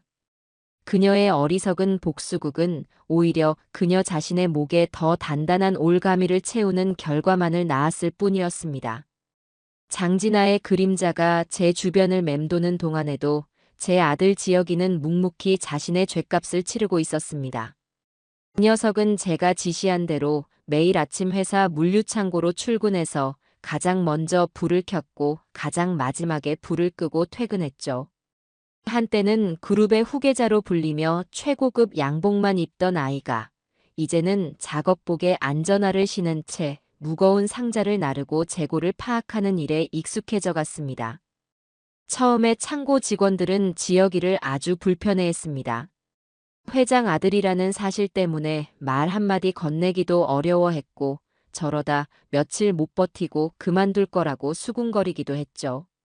저 역시 처음에는 반신반의하는 마음이었습니다. 과연 저 온실 속 화초 같던 아이가 거친 창고 일을 버텨낼 수 있을까 하고요. 하지만 지혁이는 제 생각보다 훨씬 더 단단한 아이였습니다. 그 녀석은 단 한 번도 불평하거나 힘든 내색을 하지 않았습니다. 오히려 누구보다 더 열심히 굳은 일도 마다하지 않고 묵묵히 제 할 일을 해냈죠. 무거운 짐을 옮길 때는 가장 먼저 나섰고 헷갈리는 재고 정리는 밤을 새워서라도 완벽하게 끝마쳤습니다. 그런 지혁이의 모습에 처음 그를 경계하던 직원들의 마음도 조금씩 열리기 시작했습니다. 그들은 더 이상 지혁이를 회장 아들이 아닌 함께 땀 흘리는 동료로 받아들여 주었죠. 특히 수십 년간 물류창고를 지켜온 호랑이 같기로 소문난 박 부장은 저를 찾아와 이런 말을 하기도 했습니다. 회장님, 솔직히 말씀드려서 처음에는 도련님을 못마땅하게 생각했습니다. 그저 잠깐 고생하는 척하다가 제자리로 돌아갈 낙하산이라고 생각했죠. 그런데 제가 사람을 잘못 봐도 한참 잘못 봤습니다. 박 부장은 헛기침을 한 번 하더니 말을 이었습니다. 저 녀석, 보통 끈기가 아닙니다. 땀의 가치를 아는 놈입니다. 무엇보다 눈빛이 달라졌습니다. 예전처럼 흐리멍덩한 눈이 아니라 자기가 무엇을 해야 할지 정확히 아는 사람의 눈빛을 하고 있습니다. 회장님, 아들 하나는 정말 잘 키우셨습니다. 박 부장의 투박한 칭찬에 저는 아무 말도 할 수 없었습니다. 그저 고맙다는 말과 함께 가슴속 깊은 곳에서 뜨거운 무언가가 울컥 차오르는 것을 느낄 뿐이었죠. 그렇게 몇 달이 흐르고 지혁이가 첫 월급을 받던 날이었습니다. 그날 저녁 녀석은 퇴근길에 집으로 들렀더군요. 저녁 식사를 함께 하는데 지혁이는 무언가 할 말이 있는 사람처럼 몇 번이나 쭈뼛거렸습니다. 왜 그러니? 할 말 있으면 하거라. 제 말에 녀석은 주머니에서 작은 쇼핑백 하나를 조심스럽게 꺼내 제게 내밀었습니다. 어설프게 포장된 누가 봐도 비싼 물건은 아니라는 것을 알 수 있는 그런 꾸러미였어요. 어머니, 이거 제 첫 월급으로 샀어요. 월급이 얼마 안 돼서 비싼 건 못 샀는데 곧 겨울도 오고 하니 일하실 때 따뜻하게 입으시라고요. 제가 쇼핑백 안을 들여다보니 그 안에는 아주 평범한 내의 한 벌이 들어 있었습니다. 수십만 원짜리 명품 스카프도 수백만 원짜리 보석도 아니었습니다. 그저 시장에 가면 몇만 원이면 살 수 있는 그런 소박한 네이였죠. 하지만 저는 그 네일을 받아드는 순간 제 평생 받아본 그 어떤 값비싼 선물보다도 더 큰 감동으로 눈시울이 뜨거워지는 것을 느꼈습니다. 520억짜리 빌딩을 안겨주었을 때도 그 어떤 호의를 베풀었을 때도 제 아들에게서 느껴보지 못했던 진심을 저는 그날 밤 이 보잘것없는 내의 함벌에서 보았습니다. 이것이야말로 제 아들이 온전히 자신의 힘으로, 자신의 땀으로 벌어온 진짜 재산이었으니까요. 고맙다, 아들아. 정말 고맙다. 내 평생에 이렇게 따뜻한 선물은 처음 받아보는구나. 제 목소리가 가늘게 떨려 나왔습니다. 지혁이는 그런 저를 보며 오랜만에 소년처럼 맑게 웃어 보였습니다. 그 웃음 속에서 저는 제 아들이 비로소 길고 어두웠던 터널을 지나 새로운 사람으로 다시 태어나고 있음을 직감할 수 있었습니다. 아들의 긍정적인 변화는 거기서 그치지 않았습니다. 얼마 뒤 회사에서는 연말을 맞아 지역의 소외된 이웃들에게 연탄을 배달하는 봉사활동을 계획했습니다. 의무적으로 참여해야 하는 행사는 아니었지만 저는 임직원들의 자발적인 참여를 독려했죠. 최 비서가 봉사활동 참가자 명단을 제게 가져왔을 때 저는 명단 속에서 아주 익숙한 이름을 발견하고 잠시 눈을 멈췄습니다. 물류관리팀 김지혁. 아들이 자신의 이름을 조용히 올려놓았던 겁니다. 저에게 잘 보이기 위해서가 아니라는 것을 알 수 있었어요. 만약 그랬다면 녀석은 분명히 저에게 먼저 와서 자랑을 늘어놓았을 테니까요. 봉사활동이 있던 날, 저는 일부러 멀리서나마 그 모습을 지켜보기로 했습니다. 가파른 산동네의 좁은 골목길을 직원들이 줄지어 연탄을 나르고 있었습니다. 그 행렬의 가장 앞에서 얼굴에 검댕을 잔뜩 묻힌 채 누구보다 열심히 연탄을 나르는 제 아들의 모습이 보였습니다. 그 녀석은 연신 땀을 닦아내면서도 얼굴에는 힘든 기색 하나 없이 밝은 미소를 띠고 있었죠. 홀로 사시는 할머니의 집에 연탄을 가득 채워드리고는 할머니의 어깨를 주물러드리며 말동무가 되어주기도 했습니다. 그 모습을 지켜보는 한 할머니가 지혁이에게 물었습니다. 총각은 인물이 훤한 게 아주 편한 부서에서 일할 것 같은데 웬일로 이런 험한 일을 다 한대? 그러자 지혁이가 빙그레 웃으며 대답했습니다. 할머니, 세상에 편한 일이 어디 있고 험한 일이 어디 있겠어요. 다 똑같이 땀 흘려 돈 버는 소중한 일이죠. 그리고 이렇게 할머니들께서 따뜻하게 겨울 나시는 모습을 보면 제 마음이 더 따뜻해지는걸요. 그 대답을 듣는 순간 저는 차 안에서 저도 모르게 눈물을 훔쳤습니다. 제 아들이 정말로 변해가고 있었습니다. 철없고 어리석었던 과거의 허물을 벗고 타인의 삶을 돌아볼 줄 아는 따뜻한 마음을 가진 진짜 어른으로 성장하고 있었던 겁니다. 저는 조용히 차를 돌려 그곳을 빠져나왔습니다. 더 이상 지켜보지 않아도 충분했습니다. 제 아들은 이제 스스로의 힘으로 올바른 길을 찾아 나아갈 수 있을 겁니다. 제가 그토록 가르쳐주고 싶었던 돈의 가치와 사람의 소중함을 녀석은 값비싼 수업료를 치르고 나서야 비로소 온몸으로 깨닫게 된 것이었죠. 그날만큼 제 마음이 뿌듯하고 자랑스러웠던 날은 없었습니다. 장진아가 사주한 협박범이 경찰에 붙잡혀가고 그녀에게 협박 교사 혐의가 추가되면서 그녀의 죗값은 더욱 무거워졌어요. 이제 그녀가 다시 세상 밖으로 나오기까지는 아주 오랜 시간이 걸릴 터였죠. 저는 비로소 과거의 악연을 완전히 끊어냈다고 생각했습니다. 하지만 악연의 그림자는 제가 생각했던 것보다 훨씬 더 깊고 질기게 제 삶에 뿌리내리고 있었더군요. 어느 날 오후 제 사무실로 뜻밖의 손님이 찾아왔습니다. 자신을 이정훈 변호사라고 소개한 그는 과거 장진아가 몸담았던 로펌의 동료 변호사라고 했습니다. 저는 순간 경계심을 늦추지 않았습니다. 또 무슨 꿍꿍이로 저를 찾아온 것일까 하는 의심이 들었기 때문이죠. 무슨 일로 찾아오셨습니까, 이 변호사님? 혹시 장진아 씨의 부탁이라도 받고 오신 거라면 그냥 돌아가 주시는 게 좋을 겁니다. 제 차가운 반응에도 이정훈 변호사는 당황하지 않고 차분한 목소리로 말했습니다. 아닙니다, 회장님. 저는 장진아 변호사와 이제 아무런 관련이 없는 사람입니다. 오히려 그녀 때문에 제 양심이 오랫동안 무거운 짐을 지고 있었고 그 짐을 이제라도 내려놓고 싶어 회장님을 찾아온 겁니다. 그의 진지한 눈빛에 저는 일단 그의 이야기를 들어보기로 했습니다. 그가 털어놓은 이야기는 실로 충격적이었습니다. 장진아 변호사는 회장님 아드님께 접근하기 이전에도 비슷한 방식으로 다른 부유한 집안의 아들에게 접근하려다 실패한 전력이 있습니다. 이 변호사의 말에 따르면 진아는 로펌에 입사한 직후부터 주요 고객들의 자산 규모와 가족 관계를 유심히 살피고 다녔다고 합니다. 그러던 중 한 중견기업 회장의 외아들을 목표로 삼고 의도적으로 접근해 연인 관계로까지 발전했었다는 것이었죠.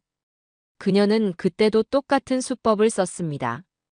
자신의 집안을 명망 있는 법조계 집안으로 속이고 남자의 환심을 산 뒤 결혼을 통해 그 집안의 재산을 차지하려는 계획이었죠. 하지만 그때는 그 남자 쪽 집안의 반대가 너무 심해서 결국 결혼 직전에 파혼당하고 말았습니다. 그 사실을 왜 이제야 와서 제게 이야기하시는 겁니까? 그때 미리 알려주셨더라면 제 아들이 그런 끔찍한 일을 겪지 않았을 수도 있었을 텐데요. 제 원망 섞인 물음에 이 변호사는 깊은 한숨을 내쉬며 고개를 숙였습니다. 죄송합니다, 회장님. 그때는 저도 장진아 변호사와 같은 로펌에 소속된 동료였고 괜히 남의 일에 휘말리고 싶지 않다는 비겁한 생각에 침묵했습니다. 하지만 이번에 회장님 사건이 터지고 그녀가 끝내 범죄까지 저지르는 모습을 보면서 더 이상은 양심의 가책을 견딜 수가 없었습니다. 저의 침묵이 또 다른 피해자를 만들었다는 죄책감에요.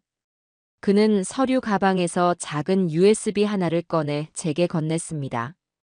여기에는 과거 장진아 변호사가 그 남자에게 보냈던 이메일과 메시지 일부가 담겨 있습니다. 아마 이번 사건과 별개로 그녀의 상습적인 사기 행각을 입증할 수 있는 중요한 증거가 될 겁니다. 부디 다시는 그녀로 인해 고통받는 피해자가 나오지 않도록 하는데 사용해 주십시오. 이것이 제가 회장님과 아드님께 드릴 수 있는 유일한 속죄입니다. 이정훈 변호사가 돌아간 뒤 저는 한동안 복잡한 심경으로 그가 건넨 USB를 바라보았습니다. 지독한 악연이라고만 생각했는데 그 악연의 끝에서 이렇게 예상치 못한 조력자를 만나게 될 줄은 몰랐습니다. 저는 곧바로 제 변호사에게 연락해 이정훈 변호사가 넘겨준 증거를 전달했습니다. 증거를 검토한 변호사는 흥분을 감추지 못했죠. 회장님, 이건 정말 결정적인 증거입니다. 이것만 있으면 장진아 씨의 사기 행각이 이번 한 번만이 아닌 상습적이고 계획적인 범죄였음을 입증할 수 있습니다. 아마 가중 처벌을 피하지 못할 겁니다. 며칠 뒤 저는 이 증거를 검찰에 추가로 제출했습니다. 그리고 예상대로 장진아는 기존의 혐의에 상습 사기 혐의까지 추가되어 훨씬 더 무거운 형량을 선고받게 되었죠. 이제 그녀는 정말로 아주 오랫동안 세상의 빛을 보지 못하게 될 것이었습니다. 이 일을 처리하고 나니 제 마음속에 남아있던 마지막 앙금까지도 깨끗하게 씻겨 내려가는 기분이었습니다. 저는 이정훈 변호사에게 연락해 진심으로 고마움을 표했습니다. 그는 그저 자신이 해야 할 일을 했을 뿐이라며 겸손해했죠. 혹시 저희 회사 법무팀으로 자리를 옮겨보실 생각은 없으십니까? 이 변호사님처럼 양심 있고 능력 있는 분이라면 언제든 환영입니다. 제 갑작스러운 제안에 그는 잠시 놀란 듯 했지만 이내 환하게 웃으며 긍정적인 답변을 주었습니다. 악연이 끊어진 자리에 이렇게 새로운 인연이 싹트고 있었습니다. 인생이란 참으로 알 수 없는 것이라는 생각을 다시 한번 하게 되는 순간이었죠. 모든 사건이 마무리되고 회사와 집안에 다시 평화가 찾아왔어요. 저는 그동안 제 곁에서 묵묵히 저를 지지하고 도와준 사람들을 잊지 않았습니다. 가장 먼저 평생의 동지인 최 비서를 불렀죠. 최 비서, 이번 일 처리하느라 정말 고생 많았네. 자네가 없었더라면 이렇게까지 완벽하게 일을 마무리하지 못했을 거야. 과찬이십니다, 회장님. 제가 할 일을 했을 뿐입니다. 아니, 이건 내 진심이야. 그래서 말인데 자네에게 작은 선물을 좀 하고 싶네. 한 달 정도 아무 생각 말고 푹 쉬다 오게. 어디든 자네가 가고 싶은 곳으로. 비용은 내가 전부 지원하지. 가족들과 함께 좋은 시간 보내고 오게나. 제 파격적인 제안에 최 비서의 눈이 동그래졌습니다. 그는 극구 사양했지만 저는 막무가내로 그의 등을 떠밀었습니다. 그는 제게 단순한 직원이 아니라 가족이나 마찬가지인 사람이었으니까요. 최 비서뿐만이 아니었습니다. 저는 세무조사 때 불안에 떨면서도 끝까지 제 곁을 지켜준 회계팀 직원들에게는 두둑한 특별 보너스를 지급했고, 이번 사건으로 마음고생이 심했을 빌딩의 임차인들에게는 한 달간의 임대료를 면제해 주었어요. 사람을 얻는 것이 재산을 얻는 것보다 1000배, 10,000배는 더 중요하다는 것을 저는 이번 일을 통해 다시 한번 뼈저리게 깨달았습니다. 제 주변에 좋은 사람들이 있기에 제가 지금의 자리에 있을 수 있는 것이었죠. 한편 물류창고에서 묵묵히 자신의 길을 가고 있던 아들 지혁이에게도 새로운 변화의 바람이 불어오고 있었습니다. 이 녀석은 창고의 재고 관리 시스템이 너무 낡고 비효율적이라는 것을 발견하고는 몇 날 며칠 밤을 새워가며 새로운 시스템을 개발하는 기획안을 만들어냈습니다. 어느 날 지혁이는 잔뜩 긴장한 얼굴로 제 사무실을 찾아왔습니다. 그리고는 자신의 손으로 직접 만든 프레젠테이션 자료를 제 앞에 펼쳐 보였죠. 어머니 아니 회장님. 제가 물류창고에서 일하면서 느꼈던 문제점들과 그에 대한 개선 방안을 정리해 봤습니다. 한번 검토해 주실 수 있겠습니까? 이 녀석의 기획안은 아직 여러모로 미숙하고 다듬어야 할 부분이 많았습니다. 하지만 저는 그 기획안 속에서 과거에는 결코 볼 수 없었던 진지한 고민과 뜨거운 열정을 발견할 수 있었어요. 단순히 주어진 일만 하던 수동적인 아들이 아니라 스스로 문제를 찾고 해결책을 고민하는 능동적인 사업가로서의 가능성을 엿본 것이죠. 저는 그 자리에서 기획안을 승인했습니다. 좋다. 이 프로젝트 한번 네 손으로 직접 추진해 보거라. 예산은 회사에서 지원해 주겠다. 대신 조건이 있다. 네, 회장님. 어떤 조건이든 말씀만 하십시오. 이것은 무조건적인 지원이 아니다. 철저한 성과 기반의 투자다. 만약 이 프로젝트를 성공시킨다면 너를 물류창고가 아닌 본사 기획실로 발령내겠다. 하지만 실패한다면 너는 처음부터 다시 시작해야 할 것이다. 할 수 있겠느냐? 제 엄격한 조건에 지혁이는 조금도 망설이지 않고 오히려 결의에 찬 눈빛으로 대답했습니다. 네, 회장님. 제 모든 것을 걸고 반드시 성공시키겠습니다. 아들의 눈에서 저는 더 이상 과거의 어리석은 그림자를 찾아볼 수 없었습니다. 시련을 통해 한 뼘 더 성장한 아들의 모습을 보는 것은 제게 그 무엇과도 바꿀 수 없는 큰 기쁨이었죠. 관계의 회복이란 그저 과거를 용서하는 것에서 끝나는 것이 아니었습니다. 함께 미래를 만들어 나갈 새로운 신뢰를 쌓아가는 과정이라는 것을 저는 아들을 통해 배우고 있었습니다. 아들의 프로젝트가 성공적으로 본궤도에 오르고 저는 비로소 한숨 돌릴 수 있었습니다. 제국을 건설하는 것보다 그 제국을 물려줄 후계자를 바로 세우는 일이 몇 배는 더 어렵다는 것을 실감하는 나날이었죠.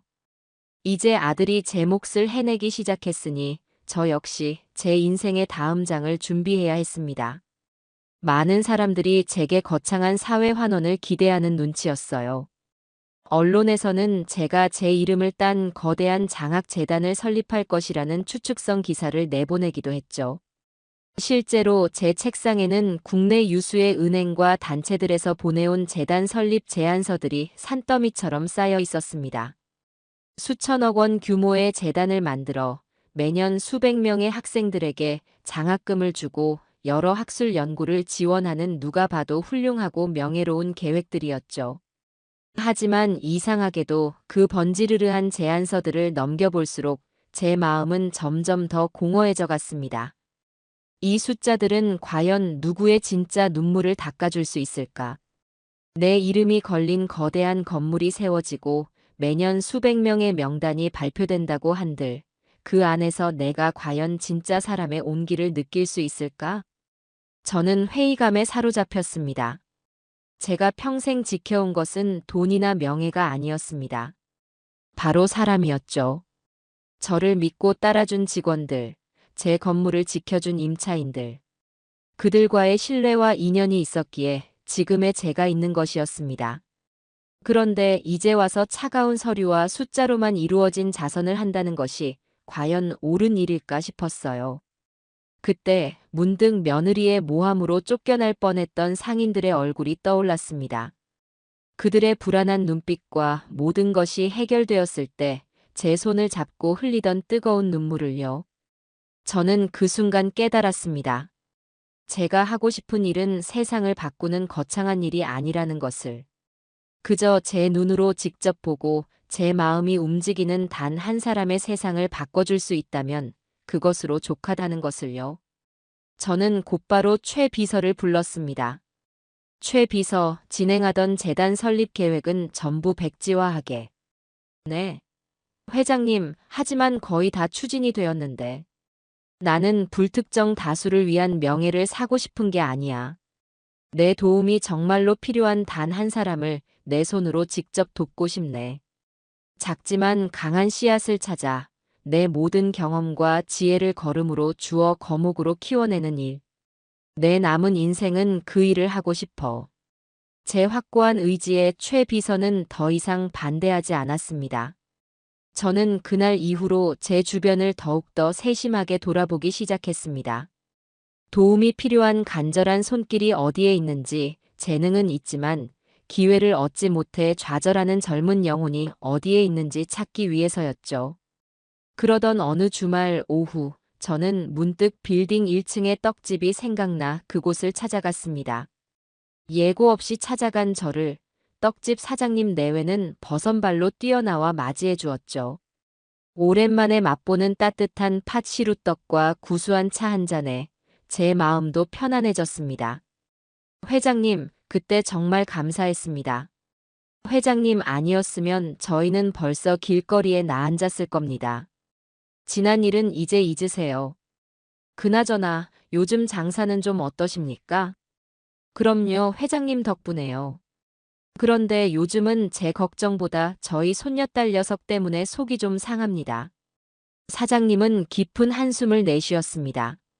이야기를 들어보니 그의 손녀딸은 프랑스에서 제과 기술까지 공부해온 아주 재능 있는 파티시에라고 해요.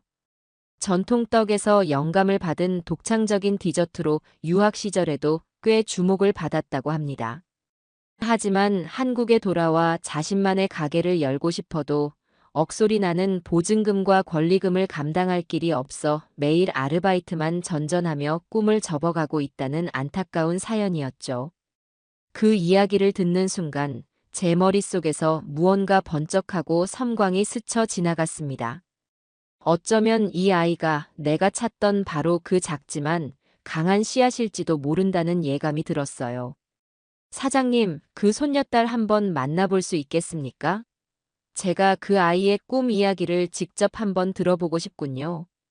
며칠 뒤 저는 떡집 사장님의 손녀 유진이라는 아이를 만났습니다. 떡집 한편에서 만난 아이는 처음에는 잔뜩 긴장한 얼굴이었지만 디저트에 대한 이야기가 나오자 언제 그랬냐는 듯 눈을 반짝이기 시작했습니다. 저는요, 할머니.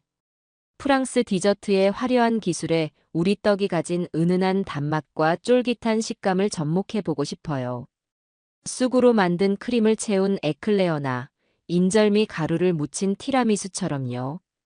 젊은 사람들은 떡을 촌스럽다고 생각하지만 그건 우리가 떡의 매력을 제대로 보여주지 못해서라고 생각해요. 저는 세상에서 가장 세련되고 맛있는 코리안 디저트를 만들고 싶어요. 유진이의 목소리에는 자신의 꿈에 대한 확신과 뜨거운 열정이 가득 담겨 있었습니다. 단순히 돈을 벌고 싶다는 욕심이 아닌 진심으로 자신의 일을 사랑하는 사람만이 가질 수 있는 순수한 에너지였죠. 저는 그 아이의 눈빛에서 수십 년 전 맨주먹으로 사업을 처음 시작하던 제 젊은 시절의 모습을 보았습니다. 저는 그 자리에서 결심했습니다. 이 아이의 꿈에 제가 가진 모든 것을 투자하기로요. 유진 양. 제가 진지한 목소리로 부르자 유진이의 얼굴에 다시 긴장감이 어렸습니다. 내가 유진 양의 꿈에 한번 투자해보고 싶은데. 어때요? 네. 투자요? 그래요. 내가 가진 상가 중에 시내 중심가에 비어있는 작은 가게가 하나 있어요. 그곳을 유진 양이 마음껏 쓸 수 있도록 내어주겠어요. 인테리어 비용과 초기 재료비도 내가 모두 지원하지요. 이건 자선이나 기부가 아니에요. 유진 양의 열정과 가능성을 보고 투자하는 나와 유진 양의 동업입니다. 제 파격적인 제안에 유진이는 한동안 아무 말도 하지 못하고 눈만 동그랗게 뜨고 있었습니다. 그러더니 이내 그 큰 눈에서 굵은 눈물 방울이 뚝뚝 떨어지기 시작했죠. 정말이세요, 할머니? 제가 제 가게를 가질 수 있다고요? 대신 조건이 있어요. 임대료는 가게가 성공해서 흑자를 내기 시작하면 그때부터 정당하게 받을 겁니다. 그리고 가게 운영에 대한 모든 것은 유진 양이 책임지고 결정해야 해요. 나는 그저 든든한 울타리가 되어줄 뿐, 유진 양이 스스로의 힘으로 가게를 성공시켜야만 합니다. 할 수 있겠어요? 유진이는 눈물을 닦을 생각도 하지 않은 채 힘차게 고개를 끄덕였습니다. 그날 이후 모든 것은 일사천리로 진행되었죠. 아들 지혁이도 제 계획을 듣고는 마치 자기 일처럼 기뻐하며 가게의 인테리어 설계와 공사를 적극적으로 도와주었습니다. 새로운 희망이 싹 트는 것을 보는 것은 참으로 가슴 벅차고 행복한 일이었습니다. 하지만 저는 그때 미처 알지 못했습니다. 그 희망의 싹을 짓밟기 위해 어둠 속에서 누군가 도깃발을 갈고 있었다는 사실을요. 유진이의 디저트 카페 준비는 순조롭게 진행되었습니다. 2년이라는 이름의 작은 가게는 지혁이의 감각적인 인테리어 설계와 유진이의 열정이 더해져 하루가 다르게 예쁜 모습을 갖추어갔죠. 저는 매일같이 공사 현장에 들러 꿈에 부푼 젊은이들이 땀 흘리는 모습을 보는 것을 새로운 낙으로 삼고 있었습니다. 모든 것이 평화롭고 희망찼습니다. 그래서였을까요? 저는 너무나도 중요한 사실을 잠시 잊고 있었습니다. 행복의 절정에는 언제나 불행의 그림자가 함께 도사리고 있다는 것을요.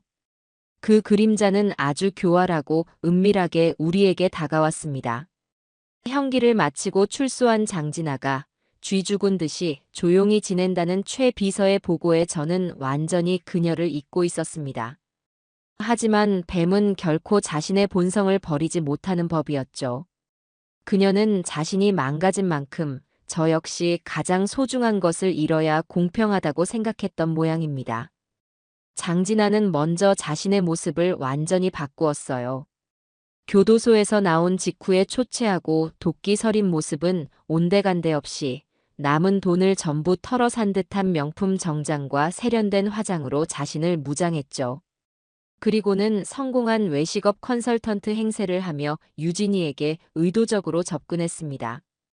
그녀가 처음 유진이 앞에 나타난 것은 한창 인테리어 마감 공사가 진행 중이던 어느 날 오후였다고 합니다. 유진이는 작업복 차림으로 먼지를 뒤집어 쓴 채 공사를 독려하고 있었죠. 그때 장진아가 우아한 걸음걸이로 다가와 말을 걸었어요. 혹시 이 가게 사장님 되시나요? 지나가다 보니 가게 컨셉이 아주 독특하고 감각적인 것 같아서요. 낯선 이의 칭찬에 유진이는 경계심 없이 순수하게 기뻐하며 그녀를 대했다고 해요. 장진아는 자신이 유명 프랜차이즈들을 성공시킨 컨설턴트라고 소개하며 유진이의 가게에 큰 관심을 보였습니다. 그런데 이렇게 좋은 아이템을 가지고 겨우 이 정도 규모의 가게를 여시는 건 좀 아깝다는 생각이 드네요. 강인자 회장님 같은 분의 투자를 받으셨다고 들었는데 그분 같은 노인분들은 요즘 트렌드를 잘 모르시잖아요. 자칫 잘못하면 회장님의 낡은 생각에 휘둘려 유진 씨의 재능이 제대로 빛을 보지 못할 수도 있어요. 장진아는 아주 교묘하게 유진이의 불안감을 자극했습니다. 이제 막 자신의 사업을 시작하는 젊은 창업가가 가질 수 있는 가장 큰 두려움, 바로 투자자의 간섭과 통제에 대한 두려움을 정확히 파고든 것이죠. 제가 도와드릴게요, 유진 씨. 강 회장님께 받은 투자금은 그대로 돌려드리고 제가 훨씬 더 좋은 조건의 다른 투자자들을 연결해 드릴 수 있어요. 유진 씨가 가게의 지분을 100% 소유하면서 아무런 간섭 없이 자유롭게 꿈을 펼칠 수 있도록요. 어때요? 솔깃하지 않으세요? 그녀의 달콤한 제안에 유진이는 잠시나마 흔들렸다고 합니다. 제게는 너무나도 감사한 마음을 가지고 있었지만 한편으로는 제 그늘에서 벗어나 온전히 자신의 힘으로 성공하고 싶은 젊은이다운 욕심도 있었기 때문이죠. 장진아는 그 미세한 흔들림을 놓치지 않았습니다. 그녀는 며칠에 걸쳐 계속해서 유진이에게 접근했습니다. 함께 백화점 명품관을 돌아다니며 성공한 사업가의 삶을 보여주기도 하고 고급 레스토랑에 데려가 허황된 미래를 약속하기도 했죠. 그리고 마침내 그녀는 자신의 진짜 목적을 드러내기 시작했습니다.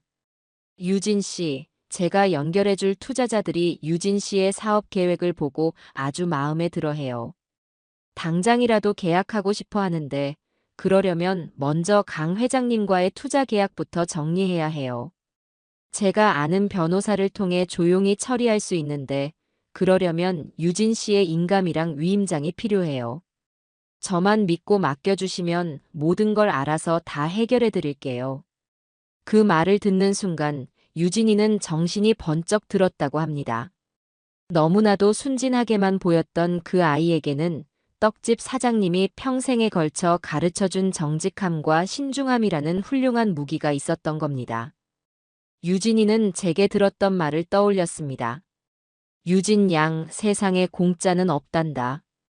이유 없이 친절한 사람, 너무나도 달콤한 제안은 언제나 그 뒤에 날카로운 칼을 숨기고 있는 법이지. 항상 돌다리도 두들겨보고 건너는 신중함을 잃지 말거라. 유진이는 무언가 잘못되었다는 것을 직감했습니다. 하지만 섣불리 그녀를 의심하는 내색을 하지는 않았어요. 대신 다음 약속을 잡고는 곧바로 저와 지혁이를 찾아왔습니다. 그리고는 그동안 있었던 모든 일을 불안한 목소리로 털어놓았죠. 회장님, 할머니 제가 어리석게도 잠시 그 여자의 말에 흔들렸던 건 사실이에요. 하지만 아무리 생각해도 이상해요. 세상에 이렇게 좋은 조건을 대가 없이 제안할 리가 없잖아요. 제가 어떻게 하면 좋을까요? 저는 유진이의 이야기를 듣는 내내 차가운 분노로 온몸의 피가 역류하는 것을 느꼈습니다. 장진아, 그 뱀 같은 아이가 감히 내가 이제 막 싹을 틔우기 시작한 희망까지 짓밟으려 하고 있었던 겁니다. 아들 지혁이 역시 자신의 과거 잘못이 떠오르는 듯 괴로운 얼굴로 주먹을 꽉 쥐고 있었죠. 저는 겁에 질린 유진이의 어깨를 감싸 안으며 말했습니다. 유진 양, 아주 잘했다. 의심스러운 상황에서 혼자 판단하지 않고 우리를 찾아와 준 것만으로도 너는 이미 훌륭한 사업가의 자질을 갖춘 거야. 두려워하지 말거라. 이제부터는 이 할미가 나설 차례니까. 저는 유진이에게 다음 약속 장소에 나가 장진아와의 대화를 스마트폰으로 몰래 녹음해오라고 지시했습니다. 그리고 그 녹음 파일이 저 뱀의 숨통을 끊어놓을 마지막 비수가 될 것이었습니다. 다음 날 유진이는 약속 장소인 카페로 향했습니다. 아이의 손에는 제 목소리가 똑똑히 녹음되고 있는 스마트폰이 들려 있었죠. 장진아는 자신의 계획이 성공 직전에 이르렀다고 생각했는지 한껏 들뜬 목소리로 유진이를 맞이했습니다. 그리고는 유진이가 가져온 가짜 위임장을 받아들고는 드디어 자신의 추악한 속내를 마음껏 드러내기 시작했어요. 잘 생각했어요, 유진 씨. 이제 이 위임장만 있으면 강인자 그 늙은이한테 받은 투자금은 전부 우리 차지가 되는 거예요. 그 돈으로 일단 우리끼리 폼 나게 좀 즐기고 가게는 대충 열었다가 권리금 받고 팔아버리자고요. 요즘 같은 세상에 땀 흘려서 돈 버는 사람이 제일 바보인 거 알죠? 하지만 그래도 강 회장님께는 너무 죄송한 일이. 유진이가 일부러 망설이는 척 연기를 하자 장진아는 코웃음을 치며 말했습니다. 죄송하긴 뭐가 죄송해요? 그 할머니 돈은 많을지 몰라도 사람은 볼 줄 모르는 아주 멍청한 늙은이야. 자기 아들 인생 망쳐놓은 나 같은 사람한테는 그렇게 매정하더니 어디서 굴러먹던지도 모르는 유진 씨 같은 애한테는 간이고 쓸개고 다 빼줄 것처럼 구는 거, 그거 위선인 거 몰라요?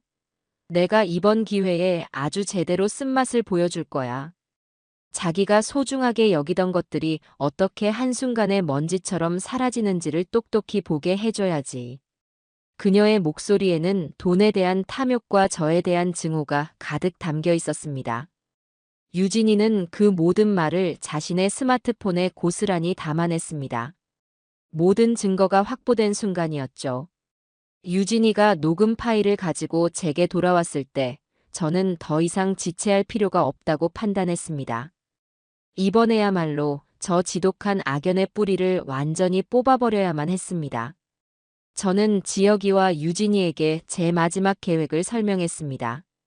그것은 장진아를 가장 비참하고 완벽하게 무너뜨릴 차갑고 잔인한 마지막 무대였습니다.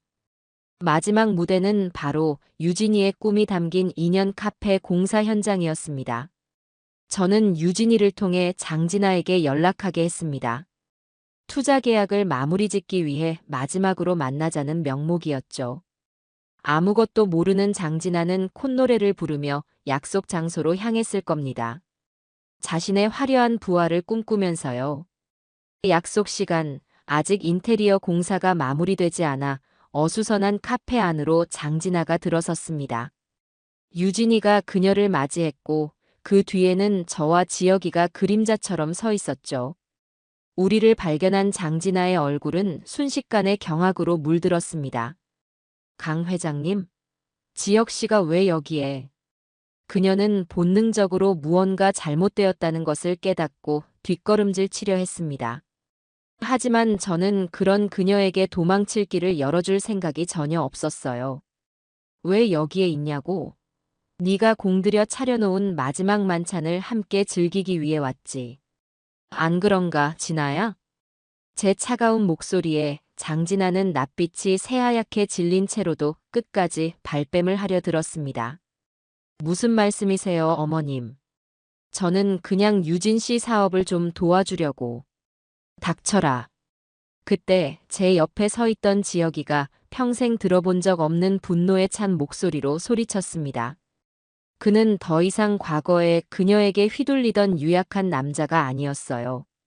네 그 더러운 입으로 어디다 대고 어머님이라는 말을 올려. 네가 이 순진한 아이를 상대로 무슨 짓을 꾸몄는지 내가 모를 줄 알았나? 지혁이는 성큼성큼 장진아에게 다가갔습니다. 그의 기세에 눌린 장진아는 뒷걸음질 치다 공사 자재 더미에 걸려 엉덩방아를 찍고 말았죠. 이건 오해야. 저 여자가 먼저 나한테 부탁했어요. 더 좋은 투자자를 소개해달라고. 넘어진 채로도 끝까지 유진이에게 죄를 뒤집어 씌우려는 그녀의 모습에 저는 가지고 있던 스마트폰의 재생 버튼을 눌렀습니다. 카페 안에는 조금 전 그녀가 유진이에게 짓거렸던 추악한 말들이 가득 울려 퍼지기 시작했습니다. 강인자 그 늙은이한테 받은 투자금은 전부 우리 차지가 되는 거예요. 내가 이번 기회에 아주 제대로 쓴맛을 보여줄 거야. 자신의 목소리를 듣게 된 장진아의 얼굴은 이제 하얀색을 넘어 잿빛으로 변해 있었습니다. 그녀는 모든 것이 끝났다는 것을 직감한 듯 아무 말도 하지 못하고 부들부들 떨기만 했죠. 저는 그런 그녀에게 다가가 차갑게 내려다보며 말했습니다. 진아야, 내가 너에게 마지막 기회를 주겠다. 지금 이 자리에서 유진이에게 무릎 꿇고 진심으로 사죄해라. 그리고 다시는 내 눈앞에 나타나지 않겠다고 약속한다면 이번 일은 없던 것으로 해주마.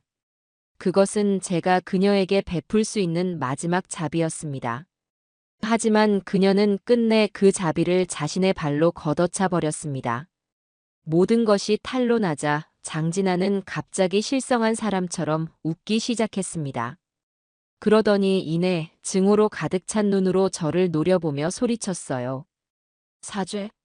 내가 왜? 내가 뭘 잘못했는데?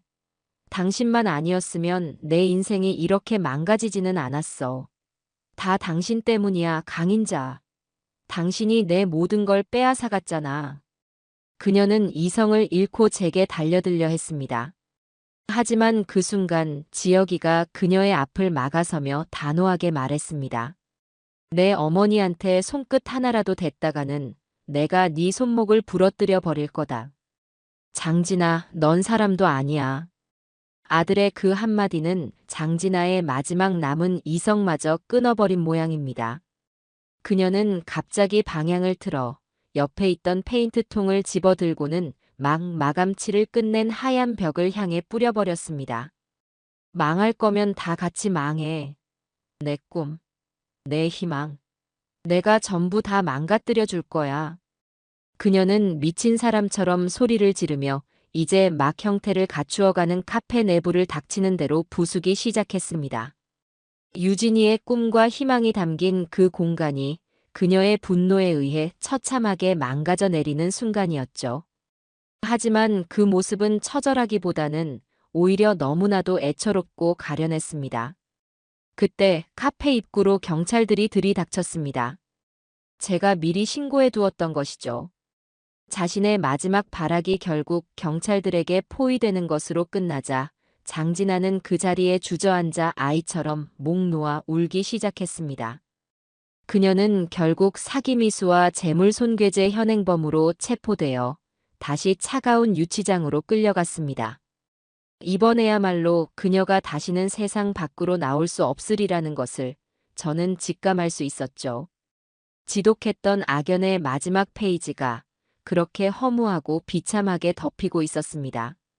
장진아라는 거대한 폭풍이 핥히고 간 자리는 생각보다 깊고 처참했습니다. 2년 카페는 다시 공사를 시작해야 했고 무엇보다 유진이가 받은 마음의 상처가 너무나도 컸죠. 아이는 한동안 자신의 꿈이 더러운 욕망에 의해 짓밟혔다는 생각에 괴로워하며 식음을 전폐하기도 했습니다. 저는 그런 유진이를 제 집으로 데려와 친손녀처럼 살뜰히 보살폈습니다. 그리고 매일같이 아이의 손을 잡고 말해주었죠. 유진아, 더러운 진흙탕 속에서 피어나는 연꽃은 더 아름답고 향기로운 법이란다. 이번 일은 네가 앞으로 더 단단한 사업가로 성장하기 위한 예방주사 같은 거라고 생각해라. 세상에는 선한 사람만 있는 것이 아니라 너의 성공을 시기하고 너의 것을 빼앗으려는 악한 사람도 있다는 것을 미리 배운 셈이지. 그러니 너무 아파하지도 너무 자책하지도 말거라. 지혁이 역시 과거 자신의 잘못을 속죄하는 마음으로 유진이를 정성껏 도왔어요. 망가진 카페를 복구하는 일에 발 벗고 나섰고 밤늦게까지 혼자 남아 엉망이 된 벽을 다시 칠하기도 했죠. 우리의 진심 어린 위로와 노력 덕분이었을까요? 유진이는 조금씩 기운을 차리고 다시 한번 꿈을 향해 나아갈 용기를 내기 시작했습니다.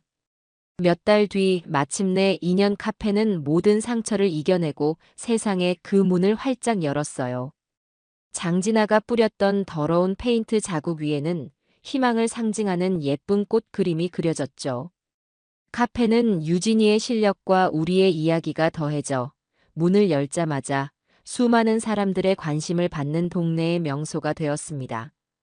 카페 개업일, 저는 가장 큰 난 화분을 보내 아이의 새로운 시작을 축복했어요.